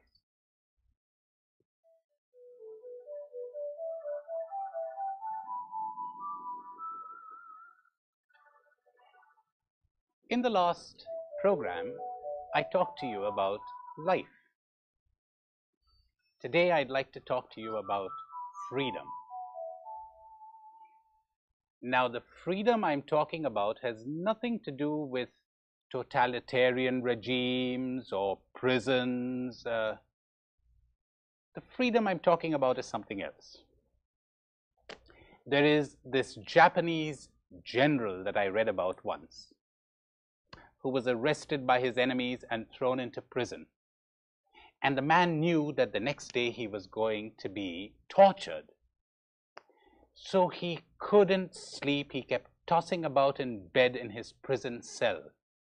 And then suddenly, he came to a realization. He said, when am I going to be tortured? Tomorrow. But tomorrow isn't real. That's what his Zen master had taught him. And the moment he realized this, he calmed down and fell asleep on the realization that the only real thing is now. So off to sleep he went. He was in prison, but he was a free man. The enemies to freedom are not outside of us. The enemies are here. The chains that bind us are here. And in this program, I want to talk to you about those chains. We're going to take them one at a time because there are quite a few. The first chain that binds us and prevents us from being free are the bad experiences of the past. That's easy enough to understand. You have someone who lost his mother when he was 8 years old, and he is so damaged and crippled by that experience that he won't come close to anyone anymore now. You have a woman who was sexually assaulted maybe when she was a child, and now she's afraid of all men. You have a man who was unjustly accused and thrown out of his job, and his whole life is poisoned by bitterness. See, bad experiences from the past. A woman who sees all the tremendous opportunities that are open to her children, and she regrets the fact that she was poor when she was a child and that she never had those opportunities, and she's full of complaints. Or I remember a friend of mine who was so guilty that he arrived late at the deathbed of his father. Somehow he couldn't forgive himself for that, even though he wasn't to blame. And every now and then the memory of that would come back and he would get all immobilized. So the first thing that chains us and prevents us from being free and alive are the bad experiences of the past. How would we break those chains? How would we become free again? Here is a simple exercise that I would like to offer you to get that. What you're going to need for it is faith and gratitude. Try this. If you realize that you are being influenced by one of these bad experiences of the past, then in a moment of peace and quiet, because you're going to need some time for this, don't do it when you're in a hurry now. In some time of peace and quiet, go back to that experience. Don't get immersed in it now. Stay away some distance from it, so to speak, and speak to the Lord. You could even imagine that the Lord is there next to you. And you say to him, Lord, this is difficult, but I really believe, I trust that if you allowed this to happen, it was for my good. I may not be able to see the good, but I trust that it is there. Now do it gently. Don't be violent. Don't force yourself. Don't push. If you find you're revolting too much, all right, let it be, and go at it another day. That's important. In fact, what's likely to happen is, as you begin to do this, you might feel anger welling up within your heart. Well, get angry. It's all right. That's a good prayer. And the Lord appreciates that. He appreciates honesty. And then leave it for another day. See, this is something that's likely to take time because freedom isn't quickly achieved. Well, when you can find it in your heart to really say this to the Lord, that you believe that it is for your good, then you move on to the next step. Thank Him for it. And when you can really thank Him for it and thank Him for the good that He is going to draw out of it, you will be released. The chain will be broken. One chain less to tie you down. Another type of chain that ties us down inside, the good experiences of the past. Now, you will be a bit astonished to hear that, because good experiences are wonderful. In fact, it's even good occasionally to go back and relive them and be nourished by them again. But there is a danger there. You know what the danger is? That you might catch that disease called nostalgia. If you are suffering from nostalgia, you know what has happened to you? You've stopped living because you've abandoned the present. And there is something else that you're likely to do. You're likely to even destroy the present. Let me explain that. Let's suppose you had a lovely experience with a friend. You were sitting down with him, watching the sunset, and that was a marvelous experience.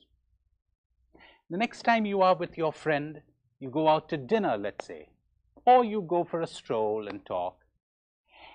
Now, you know what you are likely to do?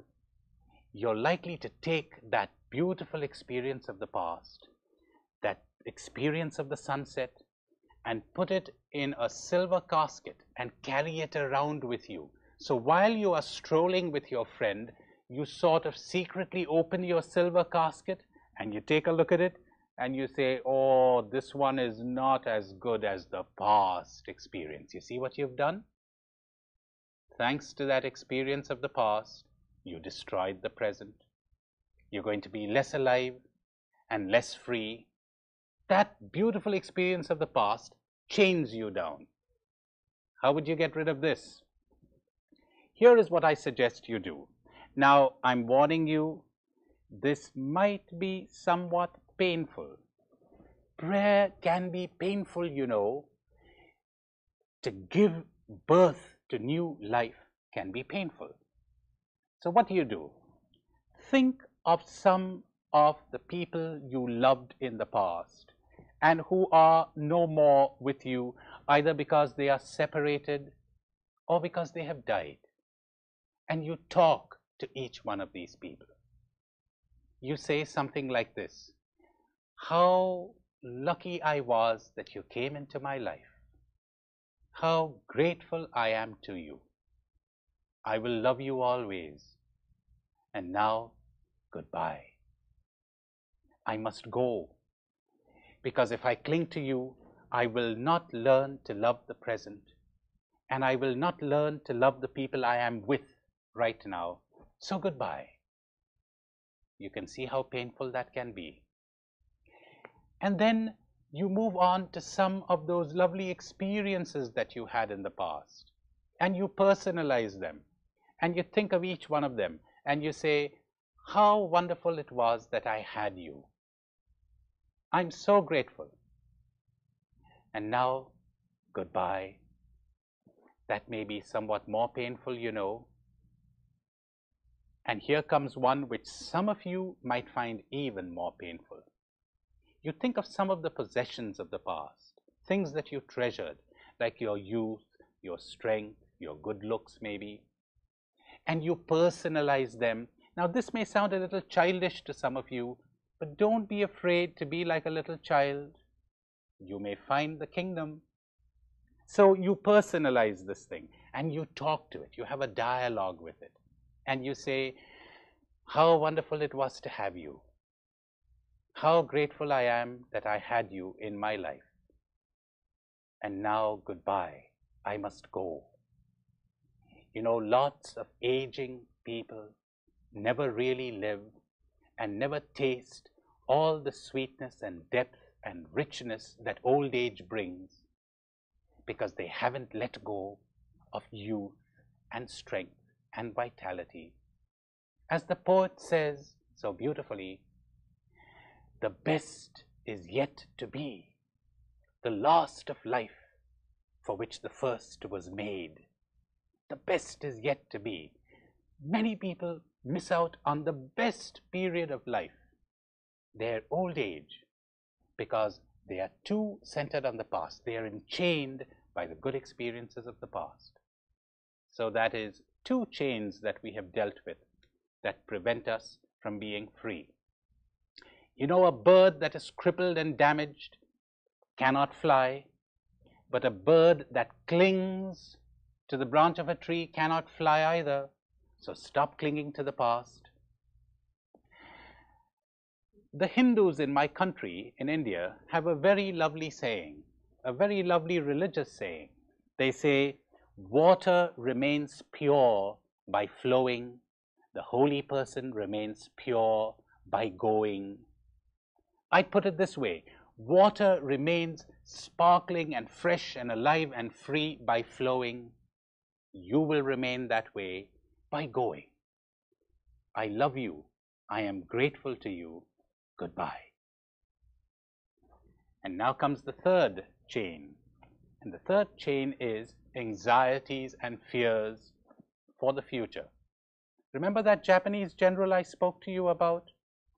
Jesus is saying the same thing in more poetic language when he says, look at the birds of the air, look at the lilies of the field. They are not anxious. So don't be anxious, says Jesus. Now, easily said, but how hard to attain in reality. In fact, it's so wonderful to think that Jesus himself broke down before he died. Temporarily, he was depressed, he was anxious. And if we want to break that chain of anxiety for the future, we must do what Jesus himself did. What I recommend is take that fear that you have and talk to it, once again, as if it were a person. Lovingly now, no violence, because that fear is there mistakenly to protect you.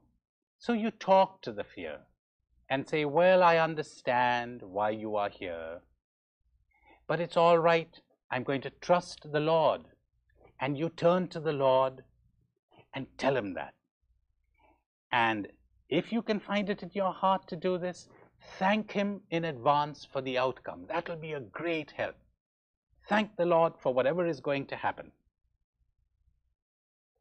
The next inner chain that keeps us slaves also has to do with the future: ambitions.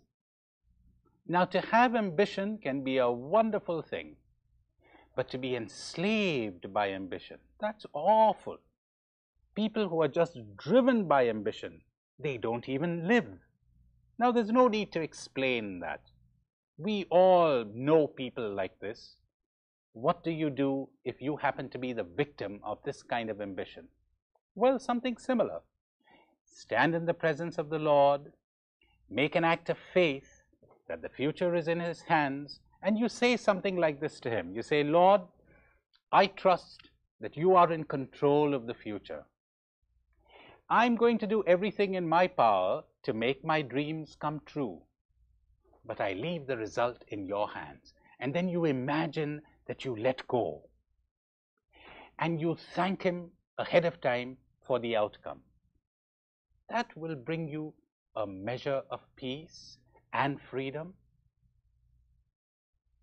The next chain, you see, we are going pretty rapidly, one after the other. Clinging to present things. The human heart is a great clinger, and I don't have to tell you that, because every human being experiences that. We become possessive of persons, of things. We don't want to be separated from them. We become dependent on them. We lose our freedom. And frequently, when there are persons involved, we don't leave them free either. Here is an exercise that I suggest to liberate our hearts from this kind of clinging. You take a person that you are deeply attached to, but so attached that you are dependent and possessive, and you don't want to let go. Again, talk to that person in imagination. Imagine the person is sitting there, right there in front of you, and you talk to the person. Talk lovingly. Tell the person what he or she means to you, and then add the following formula, which in the beginning you might find painful. And as I told you before, don't force yourself. If it is too painful, let it go. Come to it another time when you may be more ready. And the formula is this. You say, how precious you are to me. How dear and how lovely. But you are not my life. I have a life to live, a destiny to fulfill that is separate from you. Painful words, but so charged with grace and with life. And then you take things, you take places, you take occupations, things that are precious to you, and you find very hard to let go, so that they enslave you. And you say something similar to each one of them. How precious you are, but you are not my life. I have a life to live, a destiny to meet that is separate from you. And then say it to the things that are most intimate to you, things that are almost part of your being, your reputation, your health. Say it to life itself, which one day will be swallowed up in death. Say how precious you are, how lovely, but you are not my life. I have a life to live and a destiny to meet that is separate from you. Hopefully, as a result of courageously saying this formula, you will attain to spiritual freedom. There is yet another chain that I have to speak of, but I am not going to name it right now. I will talk about it later. What I'm going to do now is give you an exercise, and then we will talk about this chain. Remember, we spoke about bad experiences of the past, good experiences of the past, future fears, future ambitions, present clinging, and now here comes what I consider to be the most powerful chain of all, the most difficult to break. Try this exercise. You may not be able to do it right now. You may need a little more time and peace in which to do it. But you are sitting there listening to me. Now think, what existed on this spot where I am sitting 100 years ago? Use your imagination, go on. What existed on this spot 100 years ago? Then take a bigger leap and think or imagine what existed on this spot 3,000 years ago. Now that is 1,000 years before the birth of Jesus Christ, 3,000 years ago. And yet it is relatively recent history, you know, because scientists tell us that life has existed on this planet anywhere from 3 to 15 million years. Imagine that if you can. All right, so 3,000 years ago, what existed on this spot? And 3,000 years hence, what will exist on this spot on which I am sitting right now? Will there be a desert here? Will there be a jungle? Will there be another civilization? Of one thing you can be quite sure, if there are people there, they won't be talking your language, they won't have your customs, they will belong to another culture. No language has survived as a living language for 3,000 years. So try to imagine that. And then it is as if you come to earth 3,000 years hence, and you are searching for this place, and you're looking for any remains of your existence. Do that. And you know what will happen to you? You will experience a sense of vastness, a kind of a freeing sense. You know what you are being freed from?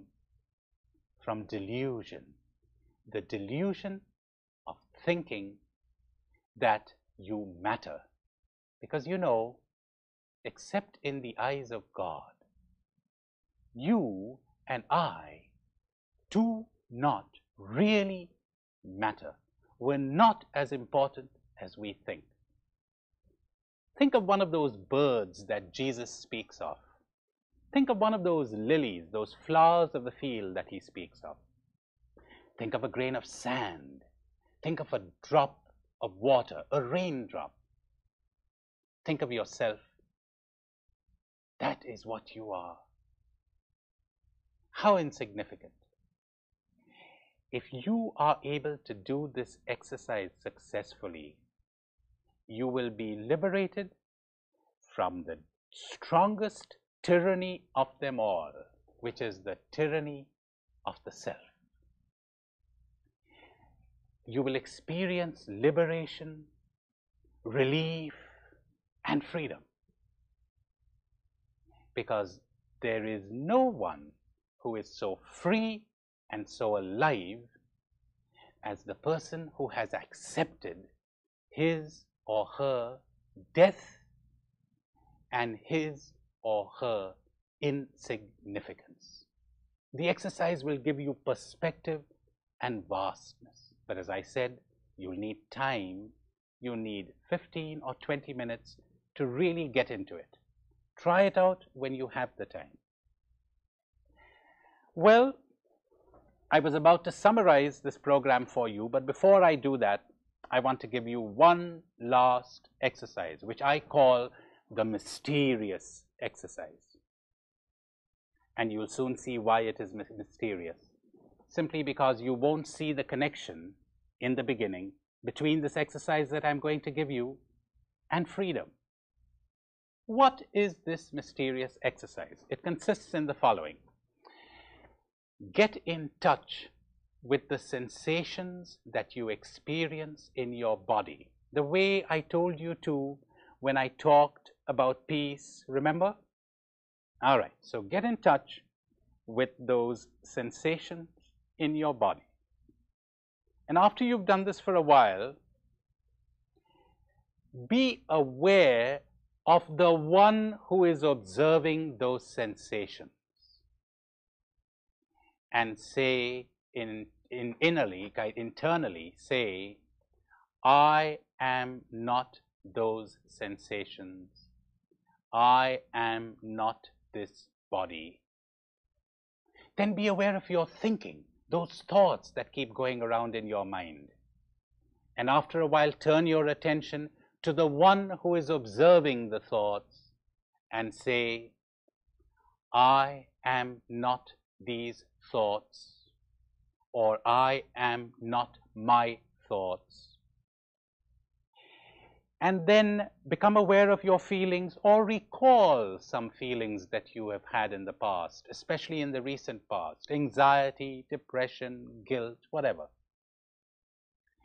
And after a while, turn your attention to the one who is observing those feelings, or the one who is recalling the feelings. And you say, I am not these feelings. I am not my feelings. You say you are anxious, but that is because you have identified with your anxiety. I am not the anxiety. You say you are depressed. Don't identify with the depression. I am not the depression. I call this a mysterious exercise.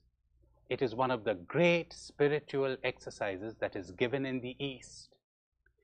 Mysterious because you don't notice the result immediately, but it has its effect unfailingly, and it breaks that deepest of all the chains that I called a little while ago, the chain of delusion, the tyranny of the self.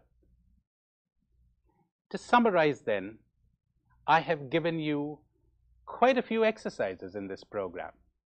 In the next one, I will be talking about love, which again is related to life and related to freedom. What I would suggest at the end of this program is that you stay there, as I have exhorted you to do in all of these programs. Be silent for a few minutes. Stay in your chairs and practice any of the exercises that I suggested and that appealed to you.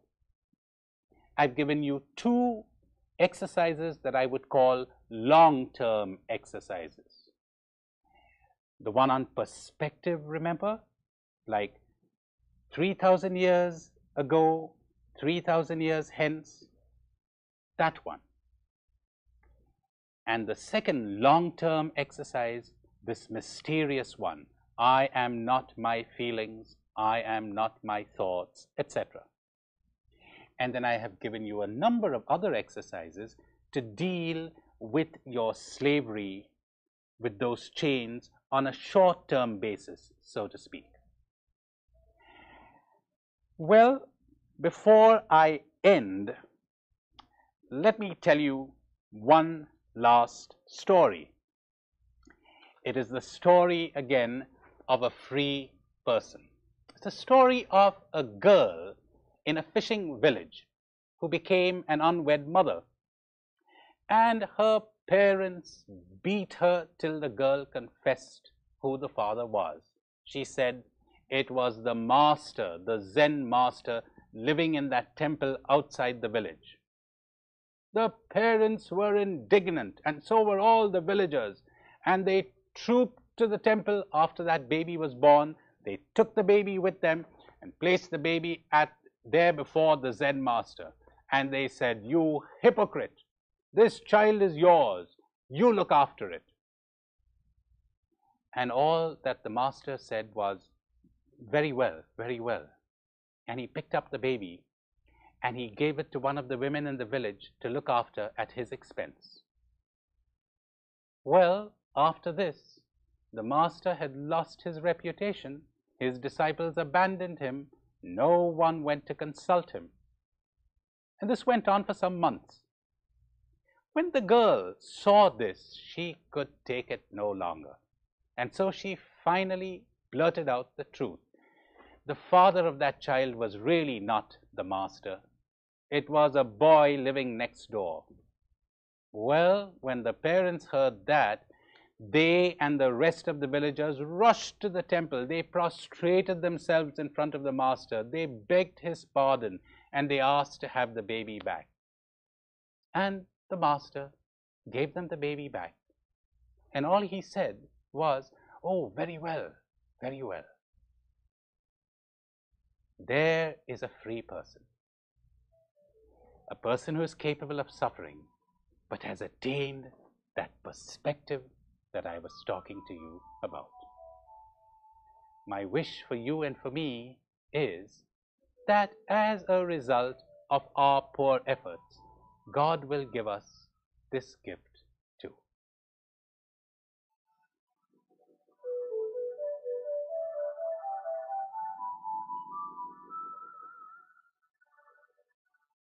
In the course of this series on A Way to God for today, I have talked to you about peace and joy and silence and life and freedom.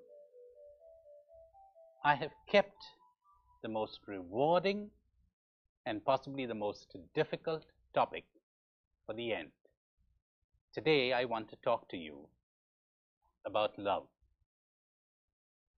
I said it is possibly the most difficult topic because love is something that is so vast, it's almost like God Himself in its vastness and its mystery. We human beings sort of get a glimpse into love now and then. We understand it dimly, but I don't think anyone really comprehends this mysterious thing that we call love. What I am going to do in the program now is dwell on just two aspects of love, and I call them the aspect of love as creation and love as identification. Let me talk about love as creation. And I'll illustrate what I mean by that by means of a lovely American Indian tale. It's one of my favorites. There is this Indian warrior who finds the egg of an eagle on a mountain top. And then he places that egg with the other eggs that were being hatched by a hen. And in due course, the little chickens came out, they were hatched, and the little eaglet was hatched too. And the little eaglet grew up surrounded by these chickens, and after a while he learned to cluck like the chickens, he learned to scratch and claw at the earth and peck for worms, and he would flap his wings and just manage to get onto one of those low-lying branches, just like the other chickens. And all his life he lived with the consciousness that he was a chicken. Now one day, when this eagle had grown old, he happened to look up into the sky and he saw a magnificent sight. There in the clear blue sky was a majestic bird gliding where the strong currents of winds blew without the slightest discernible effort. The old eagle was impressed, and he turned to the chicken next to him and said, "Who's that?" And the chicken looked up and said, "Oh, that's the golden eagle, the king of the birds. But don't give it another thought. You and I are not like that." And so the old eagle never gave it another thought. And he died with the consciousness that he was a chicken, because that is the way everybody had treated him, and that is the way he grew up. You know what love as creation means? It means to look at that eagle and give him the consciousness of who he truly is, so that he would spread his wings and become a golden eagle. And in doing that, you create the eagle in him. There is a famous American psychologist who, together with a team some years ago, conducted a very interesting experiment in a high school here in the United States. You know what he did? He gave all the children in a high school an IQ test. Now, this was just before promotion, before the kids went on to the next class. Now, those IQ tests were given to the teachers, but not quite. These psychologists picked 10 or 12 names, and they said to every one of the teachers, "These 10 children will be coming into your class. You know, from the tests, it is clear that they are what is technically known as spurters. So you can expect them to spurt ahead in the course of the next academic year. Only you must promise never to say this to the children, because it might do them damage." And the children and the teachers promised they would not say this to the children. The fact is that there was no such technical word as spurter, and that the experimenters had just taken any 10 or 12 names at random and given them to the teachers.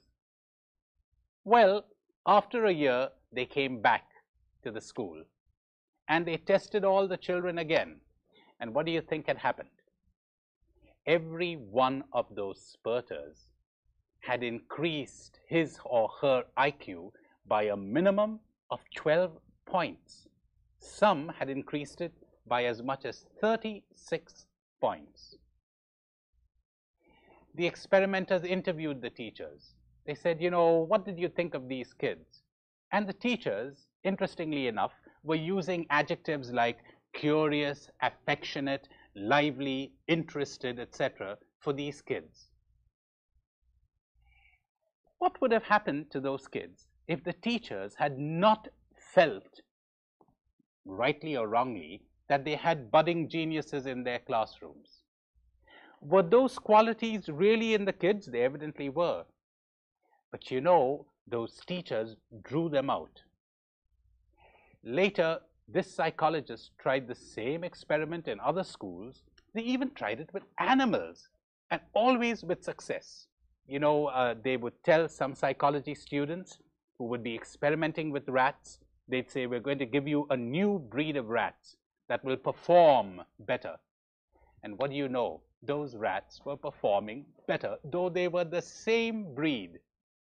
And they found out that it was because the students were treating them with more respect or something. They were expecting this from the rats, and the rats were living up to their expectations.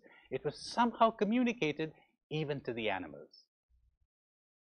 You know, when I first heard of that experiment, I thought of a great, great American whom some of you may still remember, Father Flanagan, who founded Boys Town.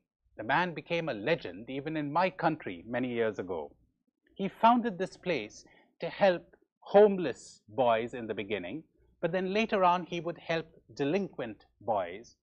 And when the police would fail and everybody else would fail and they wouldn't know what to do with children, Flanagan would take them in. And the legend said that he never failed with these kids. I remember one interesting story that impressed me immensely. There was this 8-year-old boy who had murdered both his parents. Can you think what must have happened to that kid that he would have become violent at that young age? And he had been arrested again and again in armed bank robberies. The police did not know what to do with him because he was a minor. They couldn't take him to court. They couldn't send him to jail. They couldn't even send him to reformatory school because he had to be at least 12 years old for that. So in sheer desperation, they called Flanagan. They said, "Would you take this kid?" And Flanagan said, "Sure, send him along."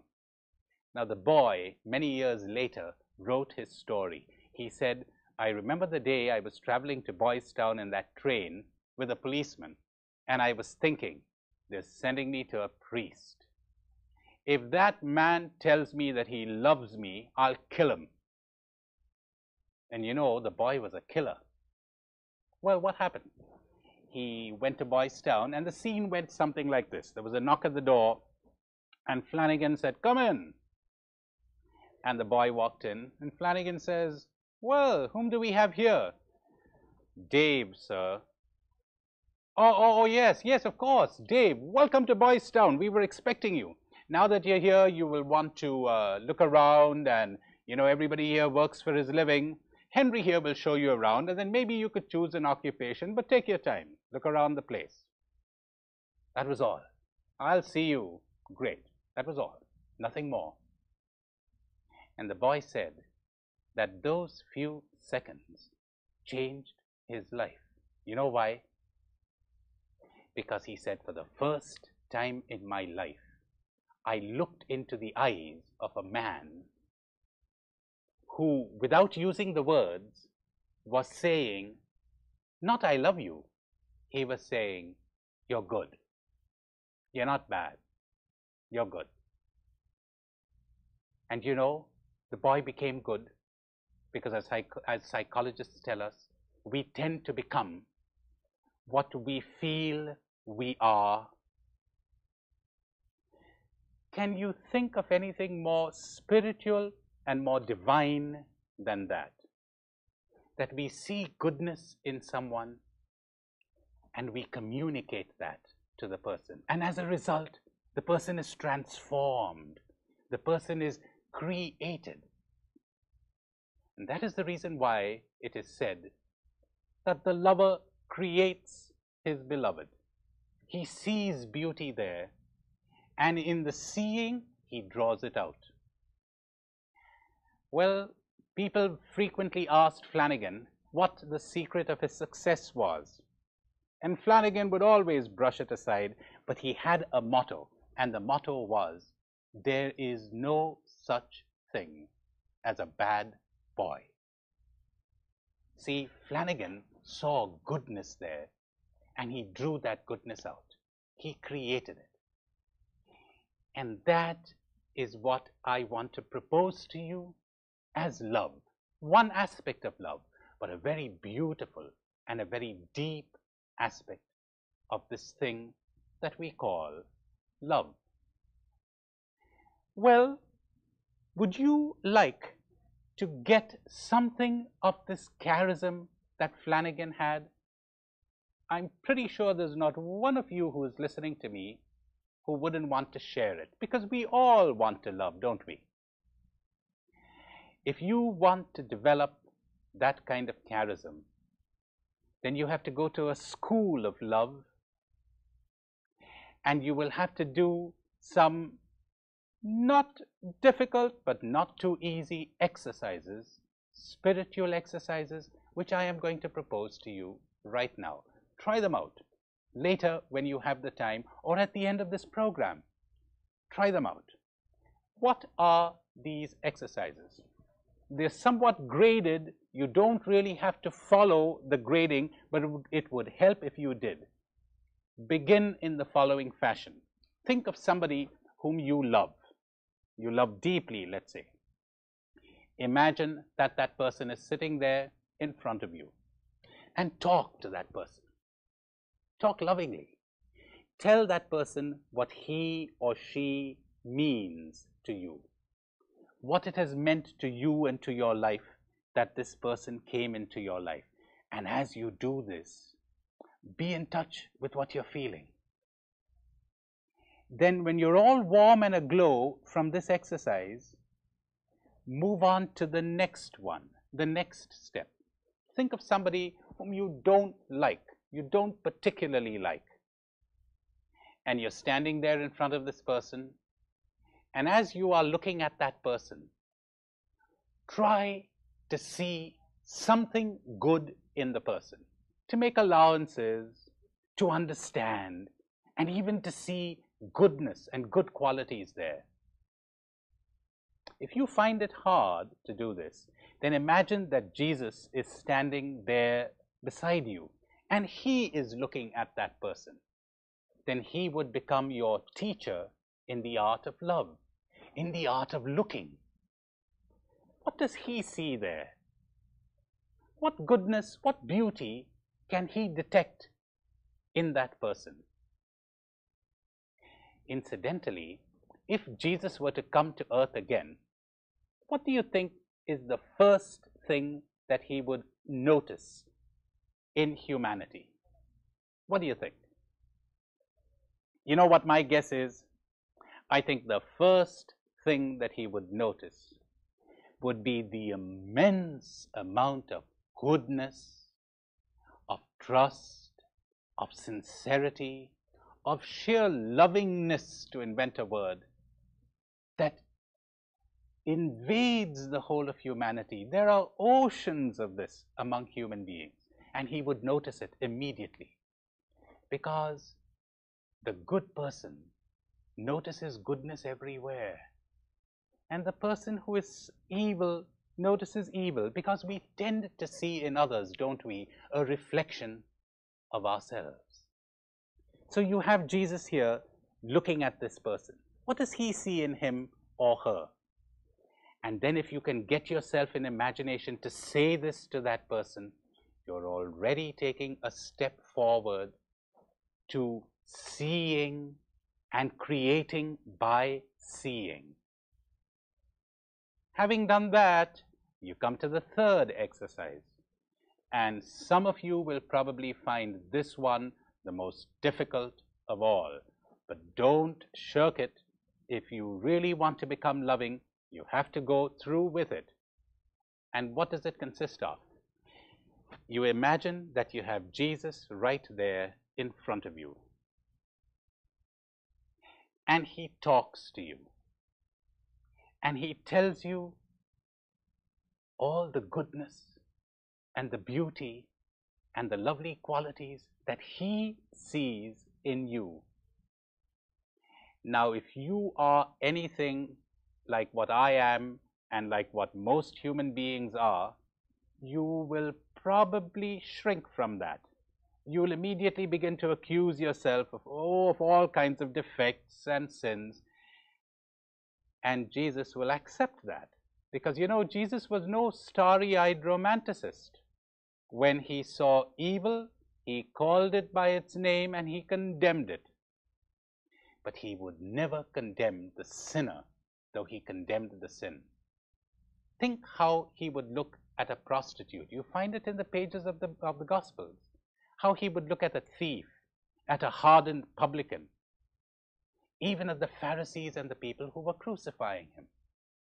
Well, here he is then standing in front of you, and you accuse yourself of all of these sins, and he accepts them, and he admits that you do have all of those defects, but he understands. He makes allowances, and you notice an extraordinary thing. Those defects don't come in the way of his seeing goodness and beauty in you. That's not difficult to understand. Think of yourself. Think of someone whom you love. If you really look at that person, he or she has defects, isn't it? And yet those defects don't come in the way of your really loving the person and seeing goodness in that person. So imagine that Jesus is doing this and see what effect that has on you.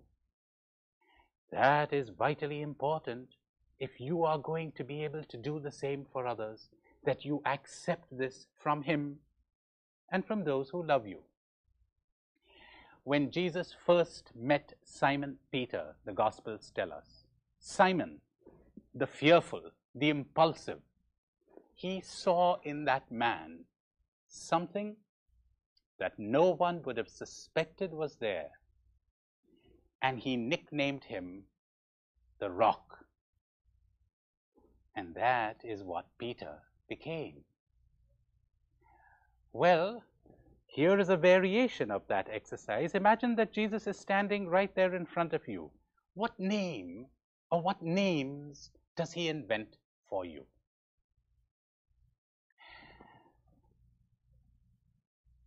Before I move on to the next point, the other next aspect of love, I want to recount here a lovely fairy tale that you have in the West. You know these fairy tales? They contain a great deal of wisdom. This is the tale of the princess and the frog. There is this charming princess who goes for a walk in the woods one day and meets with this frog. And the frog greets her very courteously. And the princess is amazed that the frog would speak human language. But then the frog says, "Your Royal Highness, I'm not a frog really, I'm a prince. But a wicked fairy cast a spell on me and turned me into a frog." And the princess, being a soft-hearted person, felt very bad about that. She said, "Isn't there something that can be done to break the spell?" "Oh yes," said the frog. The fairy said that if I would find a princess who would love me and keep me with her 3 days and 3 nights, the spell would be broken and I would become a prince again. Well, the princess already saw the prince there in that frog. So she took the frog back home with her to the palace. And everyone said, "What's this loathsome creature you have brought with you?" But she said, "Oh no, it isn't a loathsome creature, it's a prince." And being a strong-willed girl, she kept the frog with her day and night, there at the table, sitting on her pillow while she slept. And after 3 days and 3 nights, she wakes up to find this handsome young prince who kisses her hand in gratitude for having broken the spell and turned him into a prince. You know, that fairy tale is the story of all of us. Somehow we have been turned into frogs, and we go through life looking for someone who will break the spell and create us. Is your Jesus like that? Is He as good as Flanagan? Is your God like that? You remember I told you in that first program that God is unknown. But when we make an image out of Him, is He at least as good as the best of us? When you walk in, does your God say, "Angels, trumpets, here comes the prince, here comes the princess"? Is that the way He treats you? Even while He sees all of your defects. You may want to ponder on this, because you know we tend to become like the God whom we adore. Let's get on to the next aspect of love. Love as identification. In my country, in India, the mystics and the poets have asked this question again and again: who is the holy person? And they come up with some beautiful answers. They say the holy person is like a rose. Is it possible for a rose to say, "I will give my fragrance only to good people who smell me, and I will withhold my fragrance from evil people"? Not possible. That's not in the nature of the rose. And the holy person is like a lamp lit in a dark room. Can a lamp say, "I will give my light only to the good people in this room and withhold my light from the bad people"? And the holy person is like a tree that gives its shade to good people and bad people alike. And the poet Tulsidas says, the tree will give its shade even to the man who is chopping it down, and if it is a sweet-smelling tree, it will leave its scent on the axe. Now, isn't that exactly like what Jesus tells us when he tells us that we must be all compassionate as our Heavenly Father is, who makes his rain to fall on good and bad alike, and who makes his sun to shine on saints and sinners alike? How would we ever get to this kind of love? By realization, by a mystical realization or experience. What does that mean? You remember how when I was talking about silence in that very first program, I told you that God is something like a dancer and the whole of creation is a dance, and that the dancer and the dance are not two. They're not one, but they're not two. Well, if you ever got the experience that you and the people around you are not two, not one, but not two. You know, something like we Christians say, God is three persons and one God. So we are millions of persons and one Christ. You know the way St. Paul puts it, don't you know we are all one body, members of one another? That image of the body, like my body and I, we're really not two. We're not the same thing. I am not my body, but we're not two. And how much I love my body, even though that love which I feel for my body isn't a feeling at all. But whether a member of my body, a limb of my body is diseased or healthy, I love it just as much. So here it is, this realization that some lucky people are given, that they are different from others, but not separate. They're one body. You know, we have an interesting tale in India of 7 crazy men who go to a neighboring village for a kind of a big banquet, and they come home late at night drunk and crazy as they were before. So it begins to rain, and they all take shelter under a tree. And the next morning they wake up and there is loud lamentation, and a passerby stops there and says, "What's going on?" And they say, "Well, we huddled under this tree and our limbs got all mixed up, our legs and our hands, so we don't know whose legs and whose hands belong to whom." So the passerby said, "Well, that's easy. Give me a pin."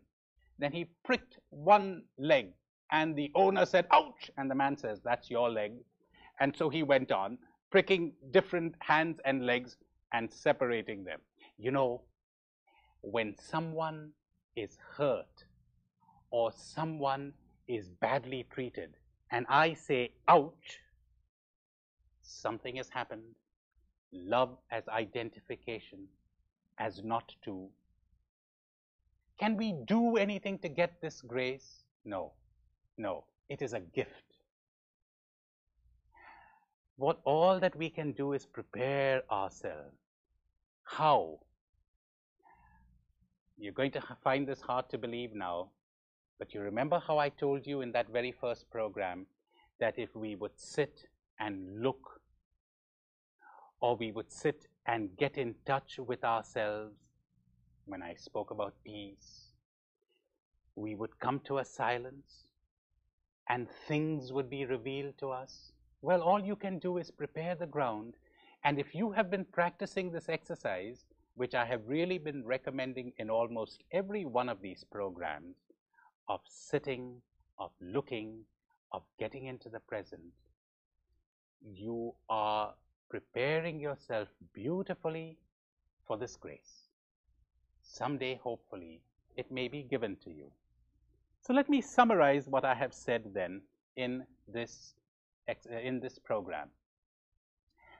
I gave you a somewhat lengthy series of exercises to practice, which will give you, let's put it this way, short-term results, fairly quick results, because you will notice the difference. And then I have given you this other exercise, hopefully that would bring you love as identification. That would be a somewhat long-term result that God may give to you. In the first series of exercises, you will become loving. With this other exercise, you may become love. Christianity tells us that God is unknown. He is the mystery. And Christianity also makes an outstanding statement, which we find in the Bible, that God is love. Think of God, the unknown, not just as a noun. Could we think of him also as a verb, so that we could say, when you are loving, you are Godding? Could we think of God not just as a person, but as an activity, so that when you are loving, you are Godding? You are charged with divinity and with God and with grace. Well, this series of programs has been called A Way to God for Today. Can you think, in this world that is torn by conflicts, suspicions, hatreds, wars, can you think of a better way to God for today than this one?